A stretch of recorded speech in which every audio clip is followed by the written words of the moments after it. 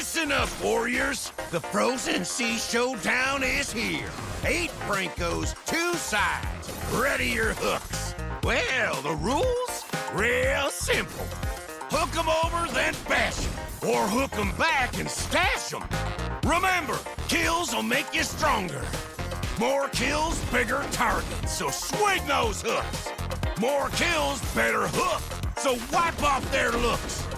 Crabs in the river, hook 'em. Reel 'em in for new skills. Stun. Magnet. Reflect. Chests in the cave, hook 'em. Reel 'em in for new skills. Team heal. Team super hook. Crazy ults. Total chaos. Triple hook. Recall hook. Trick hook. No equipment to buy. Auto upgrades for all. Take one down, get your hook back. Hook, kill, reset, repeat. Hook till you can't hook no more. Remember these words. Hook, kill, reset, repeat. Hook till you can't hook no more. Hooks ready? Let's go!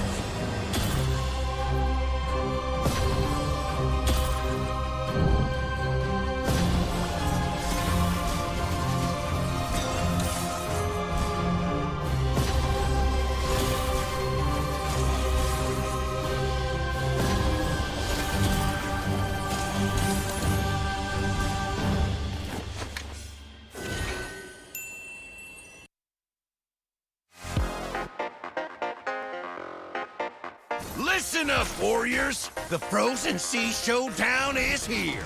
8 Francos, 2 sides. Ready your hooks. Well, the rules? Real simple. Hook 'em over, then bash 'em. Or hook 'em back and stash 'em. Remember, kills will make you stronger. More kills, bigger targets, so swing those hooks. More kills, better hook, so wipe off their looks. Crabs in the river, hook 'em. Reel 'em in for new skills. Stun. Magnet. Reflect. Chests in the cave, hook 'em. Reel 'em in for new skills. Team heal. Team super hook. Crazy ults. Total chaos. Triple hook. Recall hook. Trick hook. No equipment to buy. Auto upgrades for all. Take one down, get your hook back. Hook, kill, reset, repeat. Hook till you can't hook no more. Remember these words. Hook, kill, reset, repeat. Hook till you can't hook no more. Hooks ready? Let's go!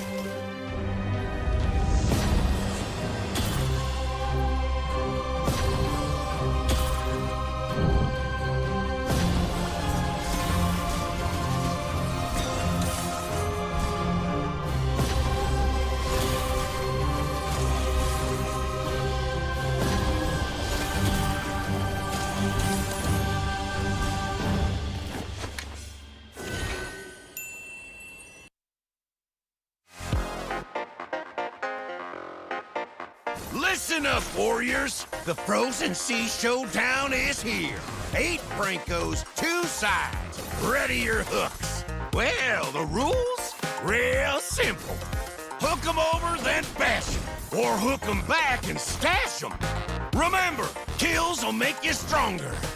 More kills, bigger targets, so swing those hooks. More kills, better hook, so wipe off their looks. Crabs in the river? Hook 'em. Reel 'em in for new skills. Stun. Magnet. Reflect. Chests in the cave? Hook 'em. Reel 'em in for new skills. Team heal. Team super hook. Crazy ults. Total chaos. Triple hook. Recall hook. Trick hook. No equipment to buy. Auto upgrades for all. Take one down, get your hook back.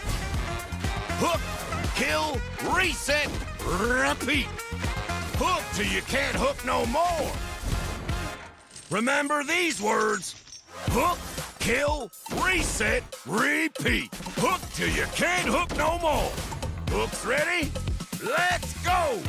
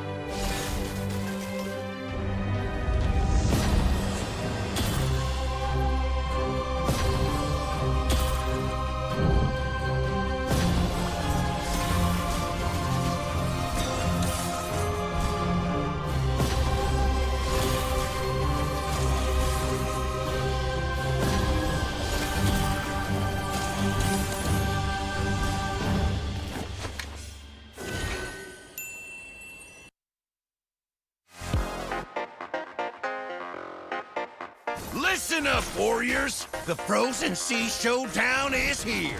8 Brancos, 2 sides. Ready your hooks. Well, the rules? Real simple. Hook 'em over, then bash 'em. Or hook 'em back and stash 'em. Remember, kills will make you stronger. More kills, bigger targets, so swing those hooks. More kills, better hook, so wipe off their looks.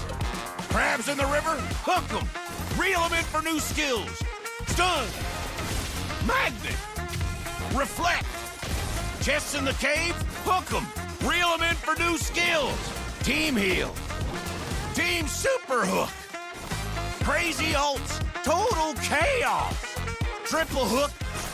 Recall hook. Trick hook. No equipment to buy. Auto upgrades for all. Take one down, get your hook back. Hook, kill, reset, repeat.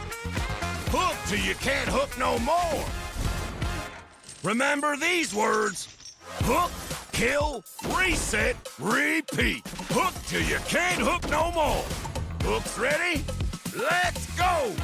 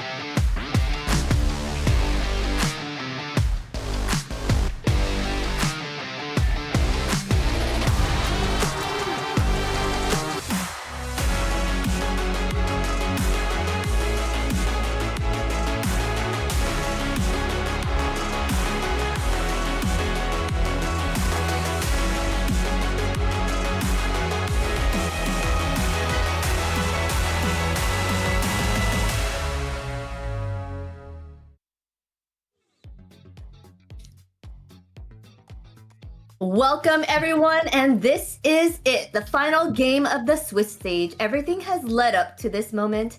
One last match could close it out, and one last chance could make a statement, and the one final opportunity to lock in momentum heading into the next phase. The pressure is at its peak, and the stakes are clear, and you know both teams are bringing everything they've got.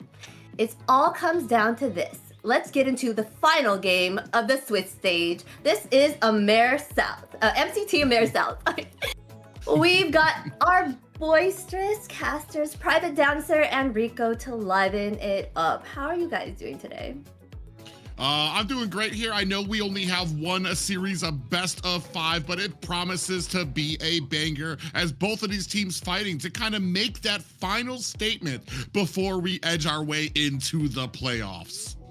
Yeah, it's not only for playoffs, here it's for the honor, it's for proving themselves that they can do and they can reach the top. So hi Zina, hi Private. Once again, welcome everybody to the MCT AMER South. One match today, one best of 5, but it promises a lot. Yes, it does. We are excited today. It's going to be one match, one best of 5 for sure, and it's going to be against Infinity and DreamHack. Yeah, two teams that we know very well here moving into the South. One position will be for 4th place, one will be for 5th place. So one of them will be opening up the playoffs in that first round. One of them will be earning them a little bit of a break, hopefully, into that second round, a little bit of breathing room, a little time to study the prospective opponents that they will be getting. Yeah, more than that, we saw these teams yesterday, like DreamHack lost versus Octa Gaming, and Infinity won versus Titan Esports at 3-0 here, with Fanboy bringing some surprises out of the box once again. So I'm really excited to see what is going on today.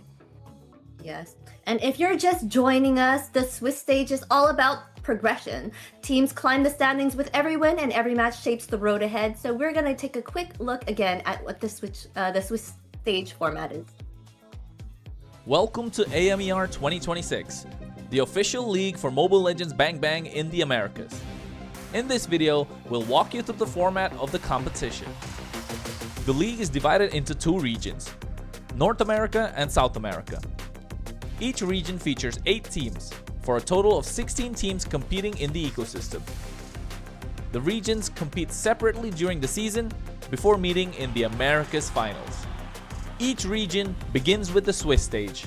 All 8 teams compete across multiple rounds. Teams are matched against opponents with the same win-loss record, ensuring balanced competition. Matches in this stage are played in a best-of-3 format. The playoffs are divided into 2 phases based on seeding. Lower seeded teams begin in Phase 1, where matches are played in a single elimination format. Higher seeded teams advance directly to Phase 2, which uses a double elimination bracket. Matches throughout the playoffs are played in a best-of-5 series. In Phase 2, teams that lose in the upper bracket move to the lower bracket for a final chance to continue. The playoffs culminate in the group's finals. The final match is played in a best-of-5 series to determine the group champion.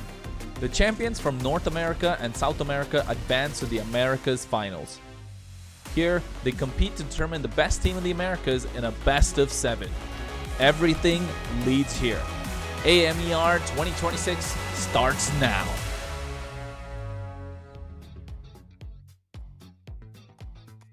How exciting.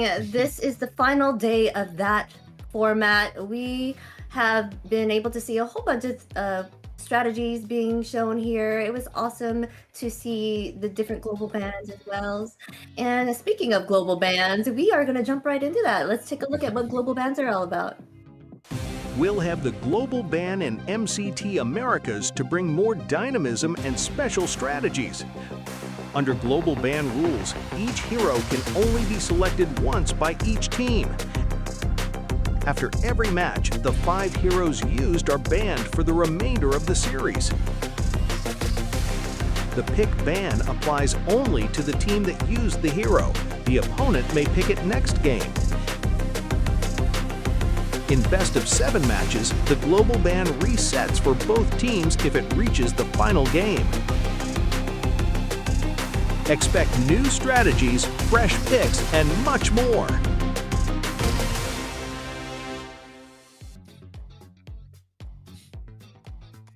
I really love those global bans, don't you, Private? Yeah, they've been very exciting here thus far, and I feel like even especially today, a question will be answered about the meta of whether an expertise knowledge of the meta will be able to overcome some choice picks that kind of see outside the box here today, Rico. Yeah, especially when we're talking about Infinity, especially when we're talking about Fanboy, who usually brings something out of the box here, like Valeric or Chip, or maybe Lolita. I don't think that he's gonna bring Lolita anymore here because he brought once and he lost. But who knows, okay? But everything is possible today. Yes, it was fun seeing Lolita, but remember guys, before we move on, I would like you guys to follow us on all our social medias, please. MLBB Esports, be part of our community. We are on Kick, Twitch, X, Instagram, Facebook, YouTube, and TikTok. We are all over the place. If you can't find us on one of these channels, you weren't looking. No, I'm just kidding. But make sure you do follow us. We're everywhere. If you guys miss any of the action throughout the week, north or south, you can find all the catch-up materials, even the schedules for what's going to be happening with the playoffs and where the seeding is going to be taking us, including standings on those social medias as well. So look them up. You're totally right. We are watching you everywhere. So make sure you follow us in the social networks here, not only in our social profiles here, but also with the MLBB Esports, MLBB Esports, and everywhere we are watching you. Right, we want to, if this broadcast was powered, oh wait, we have the MWI open registrations. Ladies, if you have not registered yet, this is your chance to get in on that esports side and the esports scene. The MWI qualifiers opened yesterday, and you have a chance from now until May 11th to get in on that. The QR code is right over there. Scan it if you can. Yeah, why let the guys have all the fun when it comes to the competitive nature of Mobile Legends when we know there is a bustling and bright female community out there just waiting to knock some heads and show what it's worth for the qualifiers and possibly a seat for MWI itself. Yeah, we all know there's a lot of pro ladies around the globe here who's all able to play Mobile Legends so well. So it's a time to shine. Yes, it's your time to shine, and we are shining here on the stage because of Runestone. Runestone, light up your esports. Our sponsor here, runestone.gg. You can go there and make sure you get to track your stats and improve your gameplay by visiting them and Runestone. Yeah, if you're looking for an organization that shares your passion and the knowledge you want to try to get better, look no further than runestone.gg. Yeah, improve your gameplay, improve your static, improve your knowledge, and make this all happen thanks to Runestone. So it is all for you.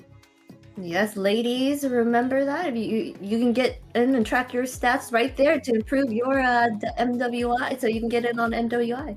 But let us look at our schedule right now, right? So,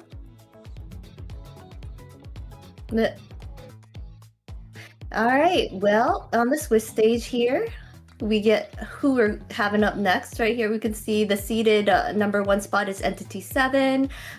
Seeded for 8 is Black Sentence. Sorry. But our last match here, we'll have Infinity and DreamHack. Yeah, as we said, Infinity and DreamHack fighting for that 4th and 5th seed. One of those will be the 5th seed, which will compete in the opening round of the playoffs. The 4th seed actually get to sit aside to go ahead and wait until round 2, so a little bit of a chance for them to see the competition.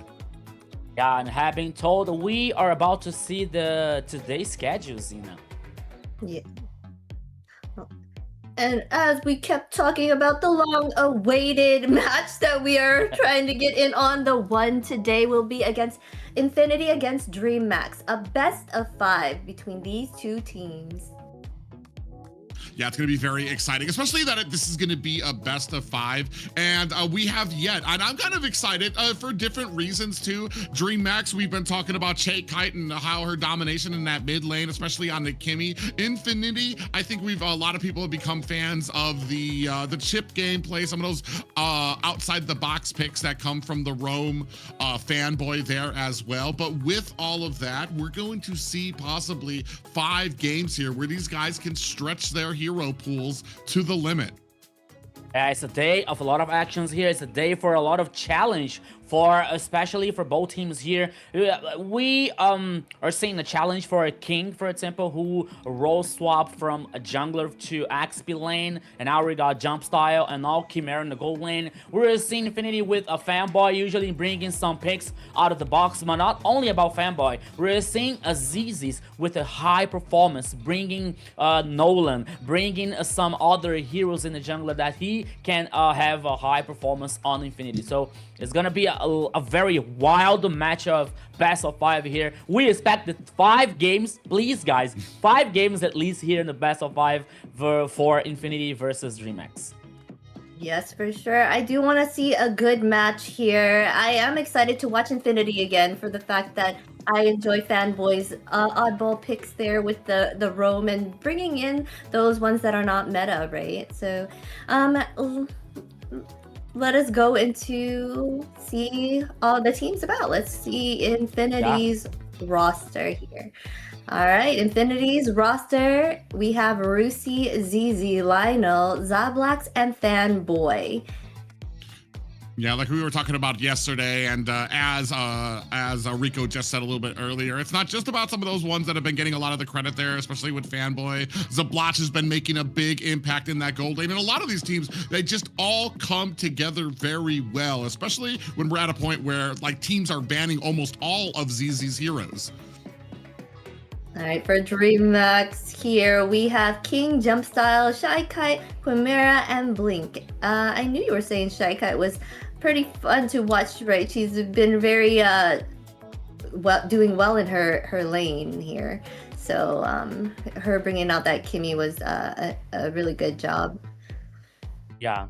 Actually, it's gonna be very interesting here to watch Akai once again.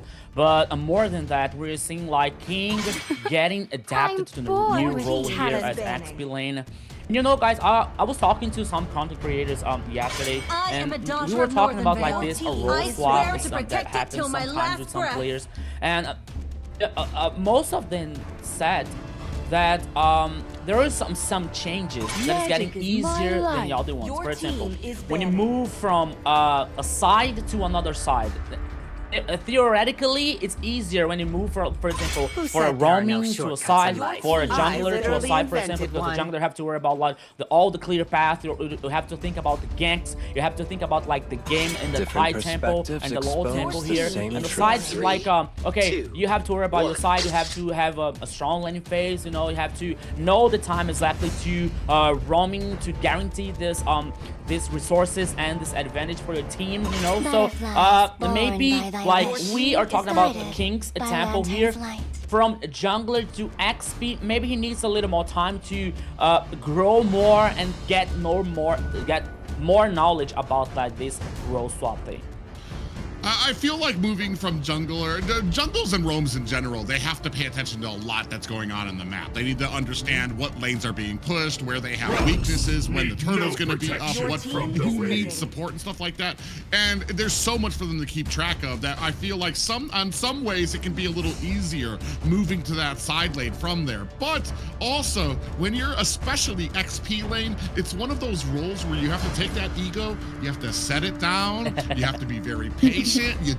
I know you want to 1v1 them, you really feel like you could push on there, but does your team need that push? Does your team need you to get that kill? And that's something that a lot of those side lanes really need to understand sometimes when that transition comes up there. We can try to go ahead and force this push, we can try to force this flicker, or we can wait, make sure that I have all of my spells, especially as an XP laner, for that first objective, to make sure that I'm going to be in place and being able to get that push, which I feel like XP lanes have such a huge such a huge responsibility at some of those first objectives of setting the tone, getting the sets, pushing the objectives there.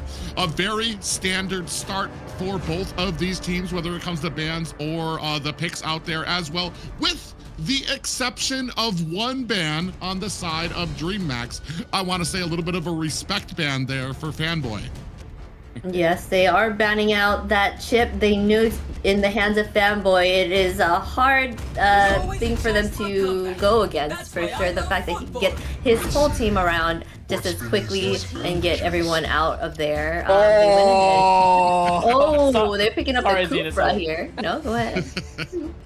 Because I was thinking about Kalia, you know? I was about to talk about like, okay, they banned Chip, the Kalia, it's open. But now once again, Fanboy surprising us, bringing something, okay, it's out of the box. Maybe we can talk about like how far of the box is jumping here from like bringing a Kufra, bringing a Belleric, for example. They're not in the meta, we know that, but are they so off the meta? Are they so far from the meta to not to be considerate of bringing here, like to be picked, to be chosen here by the other teams? But now we're seeing Glue once again here being chosen by a DreamMax. Another thing that I want to talk about with you guys is Private said something that is really nice, that sometimes the XP laner has to like take down the ego, take down like this will to be a protagonist, for example, just to help the team, you know. And I think that I have the impression, but I cannot say this, I don't want to be early, but yesterday we saw King playing with the Suyo and with the Claude in XP lane, you know. We both know that there are heroes that needs resources, that needs a farm, that needs damage to cause an impact in a good way for the team, you know. Maybe or the team talked to King and said, okay, King, you can help us bringing these heroes in the XP. Or maybe King told them, okay, I can play with these heroes and I can do something more, you know. So it's a thing that we can talk about. But bringing these heroes yesterday, that when he brought, and I was talking to some content creators, they didn't like, okay, we didn't enjoy like bringing in Claude in XP for a DreamMax. So I don't know, maybe they talked about it private and said, okay, maybe today is not a good idea, it's not so interesting to bring something like so out of the box to the XP lane. Well, and I wonder if that was more out of the box, or that they saw something in the draft that kind of countered out the Suyo, and King could have offered up, hey, I can play Suyo in the XP lane, we can change it out. Because like I said, I feel like if it was a pre-thought out thing, it feels to me like we kind of wasted what Suyo can bring to a game when he's fed, when he's early, when he's making those rotations. He just becomes a monster, rather than just having him in the XP lane where he's really managed down to one lane of farm that he can get, maybe some kills if he's able to rotate a little bit early, and you really kind of squander out what Suyo can bring to your team. I want to say very interesting for a first draft coming out from Infinity. Already got the Kagura and the CC picks out there. Yeah, that is very interesting. CC is like a gradual damage, so but I don't even know. It will be Glue, but will he be picked as the EXP laner here? Or the roamer? We're about to know. Because Yeah, there's like, a possibility, you know, like this because possibility. I don't know if CC will do well against that, but My biggest complaints about the draft coming from Infinity would have been that Kufra goes in with the Tyrant's Revenge, that rubber band ability to try to get to Valentina, and we don't have an ability to catch up to her. Here with Kagura, with CC, we still have a follow-up for Kufra to kind of get to that access to that back line. So it's going to be very interesting. Yeah. That is really going to be very, very interesting here in the first game here. Both the two compositions are finished, and it's a funny thing here from DreamX because King brought the Sora, and we know there's a natural counter that is a Valentina, but in this time it was brought by Kite here in the mid lane. On the other hand, we are seeing once again Lionel bringing this Kagura with a very high potential of burst damage, especially with the magical one. We are seeing Boxia in the jungler for ZZ's hand. You know, like both compositions are very strong. You know, because even though we're seeing a Kufra, which is not so usually here in the meta or being used in the MCT AMER South, and I believe Kufra, especially with the hard engage, you know, with the Tyrant's ultimate here, that can be can create some breaches in this DreamX composition here to focus in a target like Valentina or Moscow, for example, despite they have some dashes and despite they have some ability here to escape, you know. But for Kufra, if he combines with a Flicker, for example, that is getting more difficult for DreamX's. Yeah, it's going to be very interesting here, ladies and gentlemen. Our Soul 5, best of 5 series coming to decide a 4th and 5th seed. Infinity taking on DreamX, and I already have a little bit of a war here fighting over the Little Wanderer. A big pop-up by Blink, who's going to be able to just eke his way away. Little Wanderer going over to the hands of Infinity. All right, please, guys, let us start the game so probably hear me in private. The guys are fighting up in the jungler. But now, oops, Fanboy, once again, 2v1, private.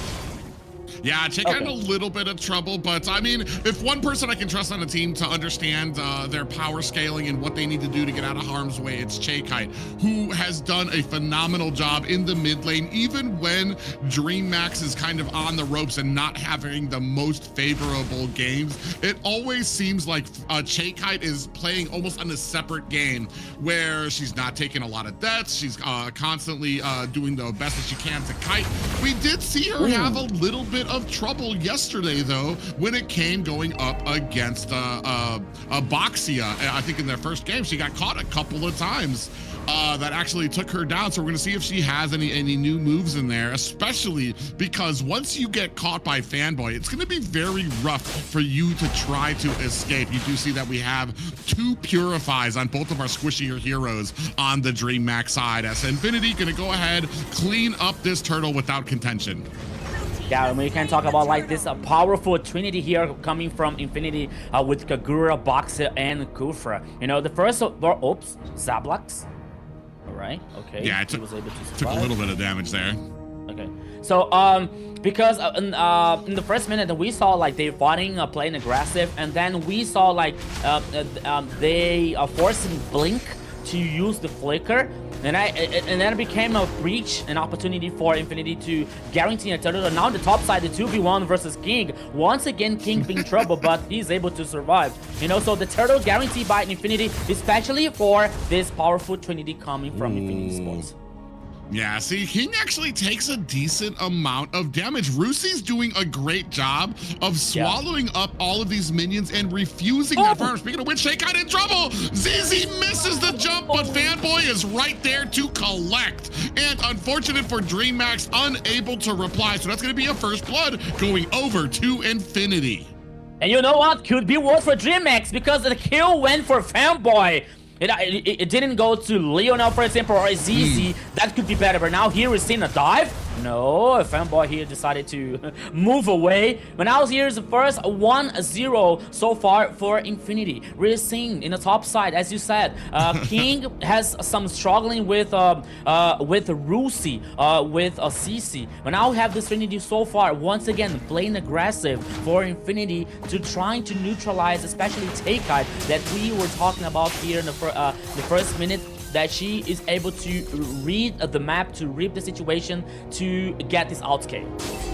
Ooh, we do have 3 members here. A great job up at the top 2. Rusi doing a good job to kind of starve out King on. It means we're not going to have, we're going to be a little less farm when it comes to this Asura pickup. Doing a great job of keeping those minions on his side. Now, a little bit of a rotation. Chakai coming out, Fanboy tuning up the bands, looking for it. Goes in, does go a little bit wide to hit King. Now, chasing down Chakai is ZZ on the back end. Turtle has been reset. Blink is out, does have that split up there, and he's getting chunked down to the ground as well. Tortoise Pusins is out as well. Blink looking for a different position. Tyrant's Rage connects onto the back end, onto King, who has to find himself an escape, but Rusi chases him down, allowing Infinity the availableness they needed to get the turtle and another kill as well. 2 down for the side of DreamHack, 1 down for Infinity. Once again, Infinity's playstyle here, forcing Blink to use the flick to survive, not for engage, not to initiate something. It is to survive, it is to escape, and now giving them the opportunity to guarantee another turtle. More than that, 3 kills for Infinity, 1 kill for Rusi, 1 kill for ZZ, and 1 from Fanboy. Okay, but now Zablox. Oh yeah, underneath the tower, he's gonna get nailed in, but coming in from the sides, Easy might be able to catch King. No, he goes up at the top for Kumera, but he's got 4 members of DreamHack on his heels looking to take him down. Unfortunately, Blink not able to get the CC onto that target, but let alone up at the top, we're gonna see a lot of damage going up onto that tower. Rusi's gonna go ahead and put pressure up there. Net by jump style, looking for some type of defense up there. Chakai almost gets taken out here at the mid lane as well. We have the Heart Yo-Yos coming from Rusi in the top side, and we have a Heart Umbrella coming from Lionel in the mid lane here with this Kagura. Oh my goodness, Infinity here is so aggressive, a playstyle in the early game. The gold lead here heading for the 2k for Infinity, 2 turtles, the mid lane tower. Private, check it out, it's almost taken down. Infinity here dominating the pace, taking the actions. The first tower, but now here comes the initiation. Yeah, with a split out there as well. Blink in trouble here, taking a hit of damage. ZZ's going to be able to finish the job as the block. Ooh, takes a SOD. We're still waiting. I think he thought twice. Kamara thought twice about coming in on that SOD. Did not want any of that smoke coming out. 4-2 right now for Infinity, who have taken this early game to their opponent's heels. Just a sneeze of health left on that mid tower. A big engagement coming here. Kamara in a little bit of trouble here. Fanboy coming in with that bouncing, trying to get onto jump style as they chased out Kamara. That's gonna be another kill. 2 kills as Chakai getting chased out underneath the tower. Do we dare, Rusi? No, they're gonna go ahead, clean up some of these minions. A 7-2 lead for Infinity. I thought that it would chase Chakai on the bush here, but she was able to head back in the base. But now, once again, 7 kills for Infinity, and now another turtle. I don't think there's going to be a fight back here for DreamHack because they are so behind, especially in the goal lead here. So another very important goal for Infinity. All the 3 turtles for Infinity Esports, and they're still dominating the map here. They're still dominating the pace. They took down the tower in the top side, in the mid lane. There's always Infinity here playing aggressive for all the time. Yeah, and I mean, I was a little questionable if the Kufra pick was going to work. We still are. Oh my God, Gem Style actually it does allure ZZ into the middle of 3 members of DreamHack. But as I was saying, I was a little questionable about whether the Kufra was going to be able to work here. But this composition definitely supports it. You've got this immense amount of burst damage so that every single time Kufra lands a jump, you've got all of this damage coming in. Ooh, we have a big flicker there coming in with those shifting skies as well. Fanboy gets a lot of damage onto him. Here comes the cavalry from Infinity on the back end. A big Tyrant's Rage lands on the jump style, who goes down 8-2 right now. DreamHack have to look to the safety of their tier 2 mid tower. There was a questionable engage here for DreamHack because they didn't have the tower number 1 here in the first tower in the mid lane. So it was obviously that the count back here, the response back for Infinity will come for the mid lane here, and they didn't have a. They weren't, I'm sorry, afraid to respond that, to engage with Kufra especially. And once again, DreamHack trying to do something, it didn't work, and Infinity here responded very well. But now the focus is the tower number 2 here in the top side. That is going to be a down more advantage for Infinity. Yeah, and one thing too that I didn't even notice until now that we're getting into it, if you're looking at the Valentina pickup for DreamHack, Infinity, if you look at the ultimates that they provide her, there's really not much that the Valentina can go off of. She can grab maybe the Tortoise Puissance, maybe she can grab the ultimate, the Tyrant's Rage from the Kufra, but there's nothing really, like, I feel like that flips this game on its side that she's able to take from them, which is like just a great draft coming out from Infinity. Not just that, but I feel like they are just getting their value out of this Kufra pick. Wow. I kept, like, they're doing an amazing job over here, starting with 8-2 by the 8-minute mark, already taking all the objectives and making DreamHack, you know, get a run for their money here already, starting out the first match. We're seeing here DreamHack's a situation. It's not so unusual for DreamHack, especially for Blink, who likes to play forward, to play aggressive here. But with Glue, we saw at least twice that he was using the flick to escape, using the flick to survive, not to get initiation for a DreamHack here. So we're seeing Infinity dominating so far for the very first minute here. So getting the three turtles, getting the first line of the towers, and now the second one in the top lane here. So with Kufra, that is fit so well here in that composition because of the following damage coming from the burst from Kagura, or even from Rusi with the CC, for example, in the XP lane. It is being very interesting. And one thing that I was realizing here, that they knew how to, especially they knew what they have to do. They know what they have to do, especially to neutralize a Kite powerful here. So Kite is not be able to do much here in this game. Okay, she has a Valentina, she has the ability to copy some ultimate here, but okay, if she copies Kufra's ultimate, what she can do, what the rest of the team can do here. With Suyo, it's weak, it's still weak. Moskov, it is still weak, needs some items here to get this damage situation, you know. So the clock is ticking against DreamHack here, and Infinity knows that and always playing forward, always playing aggressive here. And now the first Lord is on the river in the upper side immediately. Private is started by Infinity. Yeah, and to add to that too, I feel like the biggest targets on DreamHack's side were going to be Kite and Blink, with how aggressive that they've been here. We do have an SOD. He dares not come in. Just gonna give his team a little bit of vision there, let him know what's going on there. But like the biggest targets have been Kite, have been this Glue as well, and this is just the perfect draft to deal with it. If Fanboy comes in, whether she gets whether Fanboy gets Kite, whether Fanboy gets Blink. If you get Blink, then you're gonna have the Tyrant's Rage coming in. You're gonna have ZZ coming in on the Boxia, all that anti-heal, all of that burst damage coming in from the Kagura. Blink can't even sustain it because it's so much AoE. It's gonna be able to whittle down his little minions as well. I just feel like this is just a great draft coming out from Infinity, and it shows here. There's very little that DreamHack is able to do against it. Lord at top, and now starting to mount an offense to the bottom and mid lane is Infinity.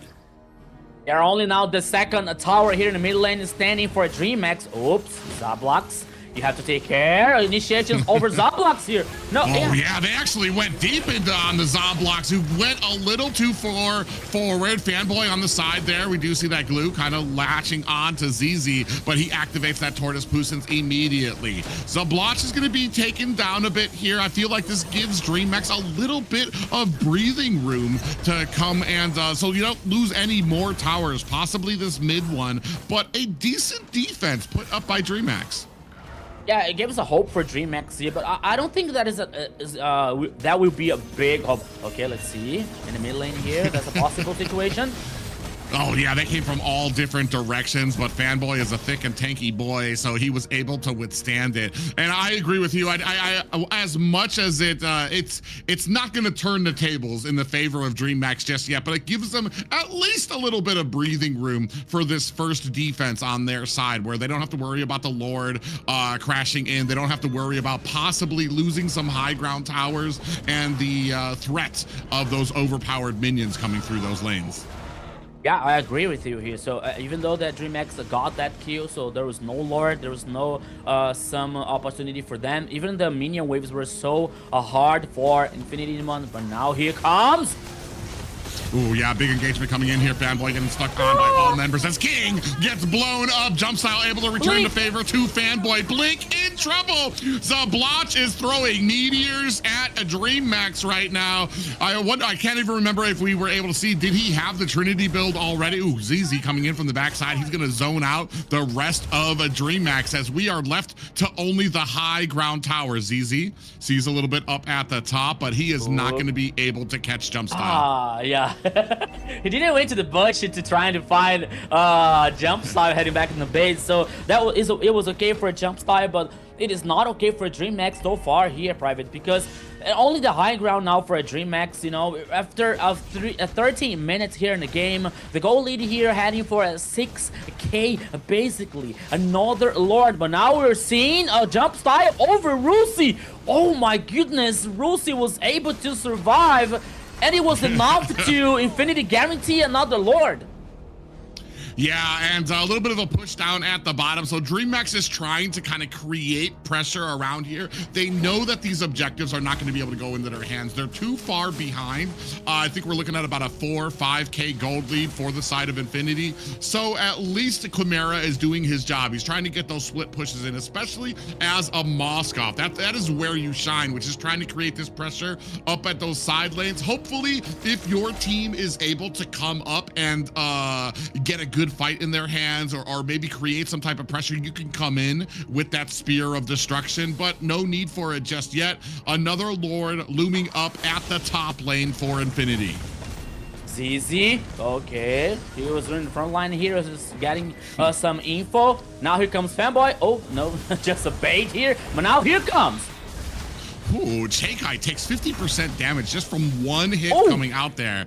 Now, pressure mounting at the mid and a bottom lane. Top lane being taken by the Lord, as the rest of a DreamX is going to need to answer. You start seeing the minions coming in here. As this Lord's going to touch in at the top, we're going to see the pressure mount at mid and a bottom. Oh, we have, Tyrant's Revenge just goes wide. And the top, and the Lord makes short work of the top lane and the mid. Rusi able to take down Blink. That's going to be 4 members left for DreamX as we continue on the pressure. Another one down for the side of DreamX, and look at Chimera laying all the damage, but immediately Fanboy closes the distance on him, and that is another DreamX member down.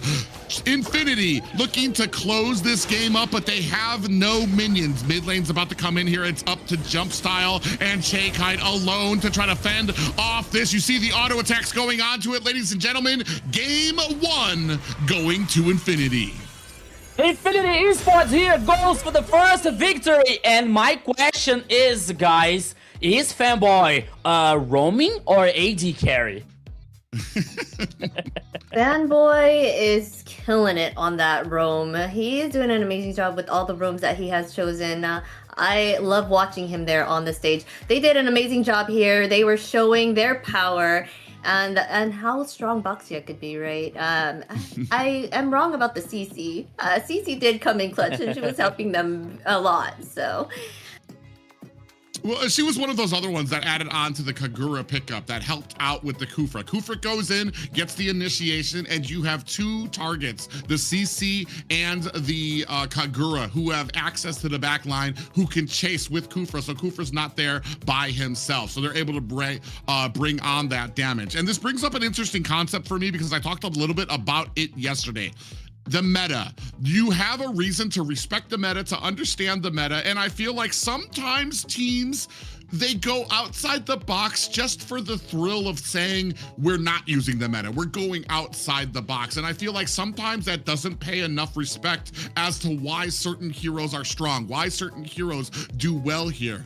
I don't think that's an issue for Infinity when they kind of go outside the box. Their entire composition is fit so that the Kufra would be able to shine, so that when he goes in to get those Tyrant's Revenge, to get those Tyrant's Rages, the rest of the team was right there to be able to back him up. This absolutely flipped the Che-Kite pick, that Valentina pick, over on its side. It absolutely flipped the Glue pick over on its side. And those are two huge contenders to disable right from the beginning of this match. Yeah, and then it comes the old and classic say, like, we don't follow the meta, we make the meta. From all the, we don't follow right from all the regions, for example. But now we see Infinity dominating for the very first minute here, as we saw. We're seeing now with Rusi with 62% of team participation. Fanboy 318. 85% here. I'm not a psychic. I can't read the future. I have a feeling who's going to be the MVP of the first game here. But jokes aside, we're seeing the highlights here that we saw Infinity every time. There was a situation here that I talked to Private during the game that twice or three times we're seeing Blink using the flick not to initiate, not to be the in-gate situation, but only to survive, only to escape. And when we see something like that, we can feel and we can talk that something is wrong. You know, something is not like nothing into according to the plan. So DreamHack here falls some struggling versus Infinity, especially because of that situation. Because we're seeing, okay, Glue is a very strong pick, maybe from the XP lane of the roaming, not so many, because this crowd control is not. It's not that one, you know, it's not the hard engage, it's not the crowd control, you know. It has some situations that can work with a Glue. And now we're all seeing here Fanboy with the Tyrant's Fury plus the Tyrant's Wrath, you know, so always guarantee this advantage to Infinity in the first game. So when it comes to the burst damage falling up from Lionel, for example, and ZZ plays so comfortable with a Boxer that we all know that is very strong in the meta here. So Infinity taking advantage of that situation too. So they had the tools, they didn't have the ingredients, you know, to make this recipe for the first victory here to Infinity Esports. It's kind of funny to me because as we were looking at this, Rusi from the XP lane, Lionel from the mid, and Fanboy just had the highest team engagements while everybody else was still farming there as well. Yes, and they found the opening, they capitalized instantly and never let go. Your MVP is Fanboy. We nailed it. We totally didn't know this, but 318 KDA, 20.5k total damage, and 583 gold per minute. Fanboy was a terror out there for the side of DreamHack. Yeah, I was thinking here, I was about to talk to the production if the MVP goes to another player, to be honest. No, I'm just kidding about that. But Fanboy deserves it so much, you know, because not only for like the KDA, but also for all the opportunities and all the breaches that he found in that in this game with Kufra. And even more than that, because he answered our questions from the beginning that we were talking about, like, oh, okay, how is Kufra is going to work in that composition, in that idea of execution. So he showed us how to work with that Kufra. So it's another satisfying thing here that he brought another hero that's not in the meta, and it worked so well here for Infinity's composition. Because guys, we can talk about, okay, at this point of the tournament, at this point of the MCT AMER South. Maybe bringing some something different could not be the best idea just to guarantee the victory. But Infinity here is showing a very strong personality, bringing these heroes, you know, and even more than that, better than that, they are winning. So it shows a very satisfying situation.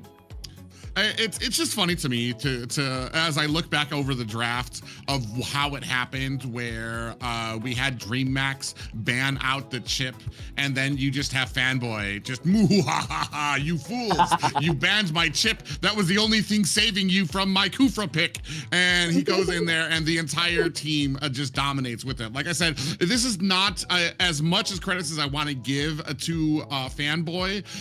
He had a great pick. He's able to use these a wide variety of different roams, but it's also whoever's drafting for them is doing a superb job making sure that his picks actually shine, and the rest of the team is kind of coming around and getting picks that mash up well with it. This has been my #1 complaint right now when it comes to those Marcel drafts, and seeing Marcel kind of picked out there because they think that Marcel can just provide he can fit into any type of composition, any type of picks that you have out there. And I feel like there is a very specific draft, a very specific thing you're looking for if you want to make picks like that successful. Right now, Infinity seems to have figured that out with a lot of these roam picks. Yes, I like the fact that Fanboy does have a wide variety. His hero pool, we keep seeing new ones. I wonder what else he's going to pull out of his belt, right? And you were saying about Marcel. Marcel, he can be... right now, no one really knows how to play him correctly, or with the team, or how to utilize him. I feel like he would, like I was saying before when we were talking, if he was to target their backline, that would probably be the only use if they don't have the correct lineup, like the Guinevere or the Terizla with him. You know, well, we know that combo works. We've seen it happen, right? So, yeah. There is an interesting fact here that I was trying to look out for it. The people in the chat were saying that Suyo he made a Sky Pierce. I'm trying to figure out if it was the first item here for a Jump Style, and for me, it's like I'm trying to find the answer, because at DreamMax they were behind in the early game, you know, for doing the Sky Pierce as the first item that he needs the snowball, he needs the kill to stack this item. I don't think that it was the best of the ideas. All right, and speaking of items, you can get items with these diamond drops. Sometimes we kind of have those little emotes and stuff you want to spend the diamonds on. We got diamond drops for you right now. The longer you are in the chat, the more you engage in the chat, you get a chance at earning these diamonds. So be sure to engage with us. Guys, production, I need to change my name, please. Give me diamonds. He's gonna need a couple of name cards thrown out there. Just thank you. Just gonna throw that out there for you guys. But yeah, I definitely have to agree with Rico when it comes to some of these picks and some of the item swapping. I know I have been a big proponent of not liking Sky Piercer as like a first item, because sometimes I feel like the winds can change and your team's gonna start rolling back really hard and getting pushed back, and the Sky Piercer, you're not gonna have any stacks on it. That was until yesterday. For people like Chaekite, the way she plays the Kimmy, because like I said, she's always kind of on doing her own thing in the format that if her team is losing, she's still being very successful. She's still getting a lot of those kiting. She's still able to not die as much, where that Sky Piercer gets its value from her still as a first item on that Kimmy. But yeah, when it comes to like a Suya, when you're behind, when you're taking a lot of deaths, a lot of people, they just don't juggle around those builds to where Sky Piercer, it's got no stacks, you're not helping out the team, and you're actually kind of, I feel like there could have been some better items that you could have gone with. Here, I don't know that Sky Piercer, or that, I mean, I'm trying to think of a scenario where, okay, we don't get Sky Piercer. Is there another item there that helps Suyo turn this around? I don't think so. I think that this was a very well thought out game for Infinity, and I don't really think that there was much that they could have done to kind of turn this around. But it's definitely something to bring up. Those little min-max options, those little mistakes that you make, especially at this level, they begin to add up, and teams are going to be able to take advantage of that. Here, DreamHack, they still, I mean, this is a big shout out to the how well Fanboy has been. They're just going to continue. It's like, okay, we don't care. Chip is not going to make it out here. You're not going to do to us what you have done to the rest of these teams in this tournament thus far. Right. Yeah, they're basically saying, you know, that last match was lucky. We know you can pick Chip this time around, and we're not gonna give it to you. They find him as a threat, and that's a good thing, right? He's doing what he needs to do as a roam to be able to get his picks banned out. They're going ahead and banning out the carry and the Marcel here as well. In my head, it only comes to something like that. Who's the target? Ooh, Fanboy. Okay, so the target is Fanboy, so you have to track in it to especially banning Chip here to neutralize his performance. But even though, regardless of focusing on a Fanboy, banning Chip, he's about to bring something different, something out of the box here, and more than that, be able to guarantee the victory for Infinity. But now here the situation is Marcel being banned and Zushin for Infinity, and the first pick here for DreamHack is Baxia, a strong one. 100% heading on the jungle here for DreamHack. Yeah, so they got Suyo. Harley has been one that I almost want to say he's kind of snuck up on us, but I think anybody who's been paying attention to the patch notes that came out, was it this week or was it last week? I think it was earlier last week that Harley got some changes that a lot of people were looking to take advantage of. There was even talks about Harley making a return to the jungle because of how strong that they were going to, how strong it was going to be. I don't think he's gone quite that far, but definitely has made his presence known in the gold lane as just such a dominating force there. Couple that with the changes a while ago that happened to the magic items, where a lot of stuff is a lot cheaper. You've got a Harith that can get his items a lot faster, get that power spike he needs, and is basically dashing through your forces with a Zaman force right from the opening get-go. So very strong pick when it comes to that gold lane, and very strong picks overall too to take on Abaxia, which I want to say Infinity went ahead and left open. Yes, and it looks like they're target banning all the mages out here. They're like, no mage is safe for sure. But also I see on the side of Infinity, they're basically telling DreamHack, we'll show you how to use Suyu and Glue together. They went ahead and picked that out as right now. So at the moment, I really do not know what mages can be. Oh, they go ahead and pick out the other. I'm telling you guys, I'm telling you, Fanboy is something. Fanboy is something. But now, this is smart. Yeah, with Atlas here, I mean, I was once again, I was thinking about Kalia being open once again here for probably for Infinity's pickup here, but now they come with Atlas. You know, like a very high mobility here with ultimate that can like pick everyone in DreamHack's composition. Okay, maybe the target here could not be the best because we are about like they are dealing with 3 tankies, a hero so far, Baxia, the Hylos, and Odious here. So they have to think about that. But now we're seeing Claude and Lunox for a DreamHack. If you want a late for the late game, it comes to DreamHack's composition. Very interesting. I do like the Lunox pickup here too. It does do very well against the glue. The only problem is we don't really have an initiating factor to be able to allow Lunox to kind of get there. So she's gonna need to kind of put herself into harm's way to really be able to get that onto the glue. I do agree. I feel like Kalea has been, she's always, even though she came after Atlas, Atlas has been like the poor man's Kalea, because Kalea is able to kind of get in there a lot easier, grab somebody, and bring them back to their team. So it's going to be a very interesting setup here for Atlas, who I want to say his early game is not as strong as a lot of tanks, despite how he looks. He can actually be very, very squishy in the early game. So this will take just a little bit of time to start coming online.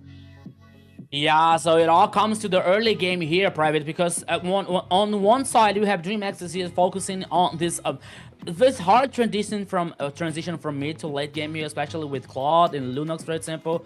On the other hand, we got Infinity here working with ZTR and Harriet for this late game also, but we also have Suyo here that he has to take the time and he has to take the opportunities to burst someone in the early game here to guarantee some advantage for Infinity. So let's go what is going to happen here, because once again, everybody, welcome to the Land of Dawn, to the second game here, DreamX versus Infinity. Let's go, Private.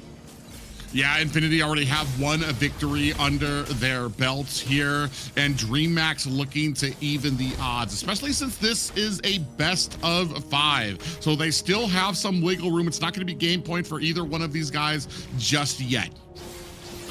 Yeah, so here, Blink, what are you doing there? Okay, he's in the front line. He's had been taking some damage, but now he's able to head back.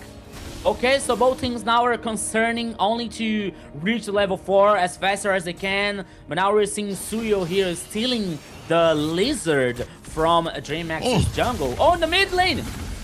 Yeah, Cheikai taking a real lot of damage. We do have the healing coming in from Blink. Is that going to be enough? Cheikai does kind of survive, does have that healing on her kit as well, but coming in from the flank, Blink takes a heavy amount of damage in the form of a Soul Sever from ZZ, and that's going to be a first 2 kills for the side of Infinity. This could not happen for DreamX. A double kill for Suyo. We're talking about that. We were just talking about like one of the points to Infinity here get an advantage in the early game is guarantee items, guaranteed resources for Suyo. He take this advantage to burst damage in the early game, and that happened. Double kill for ZZ. Oh my goodness. Yeah, and that's just kind of the value, because ZZ on a Suyo, or Suyo in general, he doesn't have an ult. Ooh, Fanboy. You see Fanboy in a little bit of trouble here, gets caught. It's trying to get away on that Atlas, is going to be able to create that distance, and that has to be disheartening as ZZ comes in, finds Cheikai, Blink looking for an escape. Oh, almost got pulled back. That's going to actually put Rusi underneath the tower with a stun, but 3 kills for the side of Infinity. And like I was saying, ZZ on the Suyo. Suyo himself, oh my God, Chimera. I'm a little curious what he was thinking there. Dashing into Zablach, who still had the Zaman Force laid down. But you don't have an ultimate for Suyo. So he only has 3 abilities that he needs. Before he gets level 4, he's basically got his entire kit that he can use against you. He might not have the items, but you're still talking about something that can dish out a decent amount of damage to your team, which DreamX is finding out the hard way. Yeah, you're totally right here. So now taking the opportunity to say hello from the people in the chat, for the people in the chat here. So thank you so much for your support here. Bill's Destructor. Oh, in the gold lane here, Zablach versus Chimera. Yeah, Zablach actually lays down that Zaman Force, but here at the fight, King does find a kill on the ZZ. Fanboy gets taken down by Jump Style. Cheikai finds the last kill there, and now Infinity on the wrong side of this. We do have a Rage of the Phoenix coming out. Rusi looking for an escape, but gets popped back by Cheikai. That is actually 2 kills for Cheikai out of nowhere, as we see a Hunter Strike getting picked up for ZZ on this Suyo. If we talked about like CUO situation here with the 2 kills, now with 3, we can talk about Cheikai situation here with the Lunox with a very strong late game here, and like with 2 damage also. So things are going to be even now for DreamX. It was not the end of the world that like the first minute for DreamX. They got the first turtle also here. So this game it's getting very even for both sides. Yeah, I mean, we're going to start seeing, we have jumps out coming in from the side. They're going to go lock onto Lionel. Big fatal links coming out as well as they're going to be able to take down Jump Style and answer immediately back. Brilliance coming out from the side of Che Kite. That's going to bring us to a 4-5 game. Still the lead for Infinity, but it does look like DreamHack's able to answer back. Yeah, but now here, Fanboy, I don't think that Fanboy is gonna have a good life. It's gonna have an easy situation here because, okay, he has the ultimate here that can, okay, ZZ, Yeah, he got caught there. He's going to have to use that dash to get away. Rage of the Phoenix comes out there to latch onto 3 members. Now trying to chase out their zoning. They do have a good idea of where everybody is onto the back line as they start on this turtle. Brought down to about 50%. We do have the glorious pathway laid down for the side of DreamHack. Trying to chase down Infinity onto the backside. Rusi comes in with that split. ZZ able to find the turtle. Down goes the blotch as Rusi is able to answer back to Blink. 1-1 apiece, but Infinity in the form of ZZ able to get the retribution on the turtle. 1-for-1 here in the last team fight here. The turtle goes for Infinity. Oh my goodness, 5 minutes in the game here. The goal lead here comes for Infinity, but not so far. Only 500 in a goal lead. But Fanboy, what are you doing there, my friend? Yeah, he does have Rusi there to kind of help secure that little bit of an escape. ZZ's able to get himself a tower up at top 2. A little bit of a, yeah, you see here King Rusi on top him. And a little bit of a brilliance coming out from Che Kites to go wander through that forest as well. Macro beginning to build up for the side of Infinity. You see top lane has been taken down. Mid lane already down past 50% as well. Yeah, so once again here about, okay, we're seeing the items here now. Starling side for a Harriet. Already seeing the Demon Hunter here for the Claw. The second one here probably is going to be the Golden Staff to finish the Trinity. And now we're seeing a Sky Pierce in Che Kite's hand. That is very good for her in this time, you know, because she has 4 kills. She needs to stack the Sky Pierce. So, Fanboy. Yeah, he's actually getting a lot of damage put onto him. And like I said, Che Kite is just one of those mid laners that I appreciate the Sky Piercer on. I know when you're in ranked games and you see those early Sky Piercers coming out of mages, you're like, oh, brother, here we go. But Che Kite kind of operates on her own little system here. You can see already 4 and 2. I would not mind this type of mage having a Sky Piercer on them. Speaking of which, we have Zablat on the bottom lane. He's going to go ahead and use that Zalman Force to lay on the damage onto this bottom tower. No more places for DreamHack to run. We have a glorious pathway out there. A huge fatal links comes out, and the big stun coming out in the form of the Rage of the Phoenix. ZZ looking for an escape, gets bounced down by King with that demonic force. So they're able to turn it around. But Infinity, I want to say, still walk away with a tower at bottom. This is going to open up the turtle for DreamHack, however. But Rusi's going to go ahead and continue on here, putting on the pressure onto Chimera, who's going to have to flicker away. And that will be, I believe, another turtle for the side of DreamHack. Yeah, it was hard here for Infinity. It seems that they didn't have the retribution of ZZ. But now here, 7 kills for Infinity after 7 minutes in the second game. Oh boy, did you see the Che Kite's damage over ZZ? With the, I believe that there was the ability turning off from dark to light from Lunox, and it is very, very hard. Now DreamHack is guaranteed the first tower on the bottom lane here, maybe doing a cross map, but they already lost the tower on the bottom lane here. So things are getting interesting for both teams, but I believe that for the late game, I believe that DreamHack has a better situation, especially with Che Kite, especially with King here, using the full views, or even Chimera with the Claude. Yeah, I mean, Che Kite immediately, especially because you have that Sky Piercer, even the Brilliance will be ticking off a lot of damage. Every single tick will be using the stacks from Sky Piercer to put that damage onto whoever's getting affected by it. Not just that, but when you use the Darkening, when you're able to spam those percentage health abilities onto enemies there, it's just going to be a huge amount of damage that Infinity needs to watch out for, because you don't really have an answer for it. Fanboy can try to come in there. He could try to get those fatal links, but they can immediately brilliance out of it on that mid laner. So it will be very interesting. The later we get, I do feel like this favors DreamHack a little bit more. Infinity, still, they have not lost the clutches of this match just yet, as we see. Ooh, nice Salmon Force, and a big chase on from the backside. Cameron gets caught, fatal links. ZZ with the kill. Blink walks in with a glorious pathway, and from the side, Jump Style trying to come in to save his tower, and is not going to be able to. ZZ's going to find himself and escape. In comes the cavalry. Chakite from the side. Is it going to be enough as they're trying to take down King? And on the backside, looks like King is going to be able to get away. They turn immediately onto Rusi, looking for an escape. Infinity don't look like they're going to be able to save him. They're trying to put on that suppressive firepower onto DreamHack, who have now turned around.